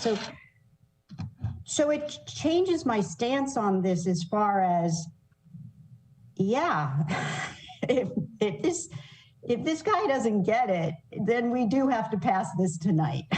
I mean, I was not thinking that until I read this and said, this sounds like a developer that just wants to keep on going. This is not from a reputable contractor. And this is not from Reliance going through every itemized complaint. Excuse me, Madam Councilman. We have an administrative matter, Mr. Mayor. We're at 10:59. The ordinance, the code provides that we should end our meeting at 11 unless the council votes to extend. So you'll need a motion to extend. So I'm just gonna do this motion to suspend the rules, and then I'll get a motion to extend after that. Alderman Tierney, are you? Yeah, I'm done. I hope my colleagues had a chance to read this testimony, because it does put a different light to what we're dealing with here, and it has changed my mind on voting tonight. Okay. With a show of hands, all those in favor of suspending the rules say aye. Aye. Aye. Aye. Again, opposed, say no. Okay. So the motion fails and we need a motion to extend beyond 11 o'clock, Mr. Mayor. Okay, could I get a motion to extend beyond 11 o'clock, please? So move. So move. Okay. Okay. All those in favor say aye. Aye. Aye. Anyone opposed, say no. No. I'm going to thank Sheila later. Just saved us an hour or two. Sorry. Mr. City Attorney, please present the next on the agenda. Yes, the next item on the agenda is legislative actions on second reader, beginning with R122, compensation of acting department director Agimang Dua. Is there a motion to adopt R-1-22 on second reader? So moved. Second. Second. No discussion. Madam City Clerk, please call the roll. Aye. Alderman Pendle Charles. Aye. Alderwoman Finlayson. Aye. Alderman Chandelmeyer. Aye. Alderman Gay. Alderman Gay. Wait. Said aye, sorry. Alderman Savage. Aye. Alderman Arnett. Aye. Alderwoman Tierney. Aye. Alderwoman O'Neill. Aye. It passes. You, Mr. City Attorney, please present the next on the agenda. Yes, the next item is for the good of the order. ID 722, Boards, Committees, and Commissions Combined Annual Report Submission 2021. So submitted to the City Council pursuant of City Code Section 2-04080. No, there's no action required. It's just your official acceptance of the report. Okay, I've read that in. Thank you very much. Mr. City Attorney, please present the next item on the agenda. Mr. Mayor, the agenda is completed. Right, is there anything else for good order? Alderman Gay. Thank you. Yeah, I actually do have a question. Because I'm still confused now. What's the next step forward? I mean, so we're passed on first reader. We will be on second reader in 2 weeks. so will the stop work order that, how long will the stop work order that the Department of Public Works put in, how long is that going to be in place? Until they fix the problems. Director Johnson. Yes, Alderman, they'll be in place until we are satisfied that they have remedied the items of concern on the site and along Annapolis Neck Road. Okay, and so if we have to do this again, then what happens? I guess that was my thing. I thought that was the point of his resolution. I'm confused on what just really happened, honestly. Because I thought the purpose, like, did this happen repeatedly, right? Maybe I missed.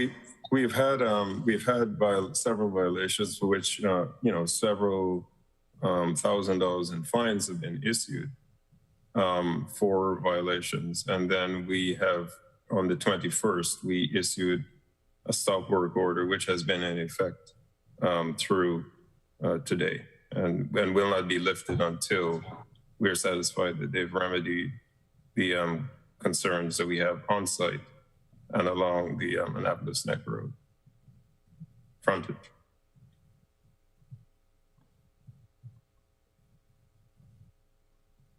Okay, Alderman Savage. Thank you, Mr. Mayor. Just want to clarify for the public that this will be, again, coming back. The resolution will be coming back in 2 weeks. And I just want to thank everybody for testifying, and do want to note that we just had one vote against suspending the rules, unfortunately, from one of the environmental committee members, but we almost got that passed. Thank you.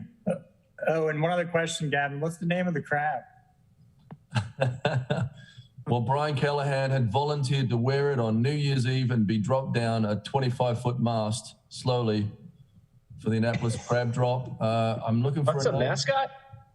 Yeah, it's a full crab suit. It's awesome. Can you lift him up so we can see him? Put him on.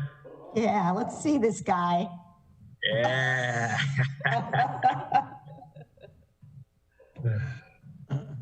All right. Okay. Can I get a motion? Alderman Annette, sorry, I apologize. Thank you. So first of all, I don't think Brian volunteered. That's not what I heard from him. I do want to go back to our earlier discussion with the director from the Housing Authority. I thought we had a very good discussion, but not a finished discussion. I think there's a lot of issues and there's a lot of people's lives at stake. There are constituents and we have a responsibility to them. And I really do think that it's important that we sit down. I'm not clear whether we actually, I think we've hired someone in planning and zoning to help us with a number of things, including looking at the consent decree. But I just think there's a lot of open questions. I will be going to the Hakka board meeting again tomorrow, but I know that there is a lot of unsettled, unhappy feelings on their part and on the part of the residents that come to those meetings. So I think this is every bit as urgent as managing our stormwater and maybe because it involves people's lives, more urgent. So I again request that we set up something pretty soon so that we can have that discussion and sort some things out. Maybe there's nothing we can do, but I'd like to believe there are things we can do. And I think we need to get on to the business of looking at that. So thank you. Thank you. Anybody else? Thank you. Could I get a motion to adjourn? Motion. Can I get a second? Second. All those in favor say aye. Aye. Aye. Thank you, everybody. Thank you to the public. Motion, meeting adjourned. Thank you.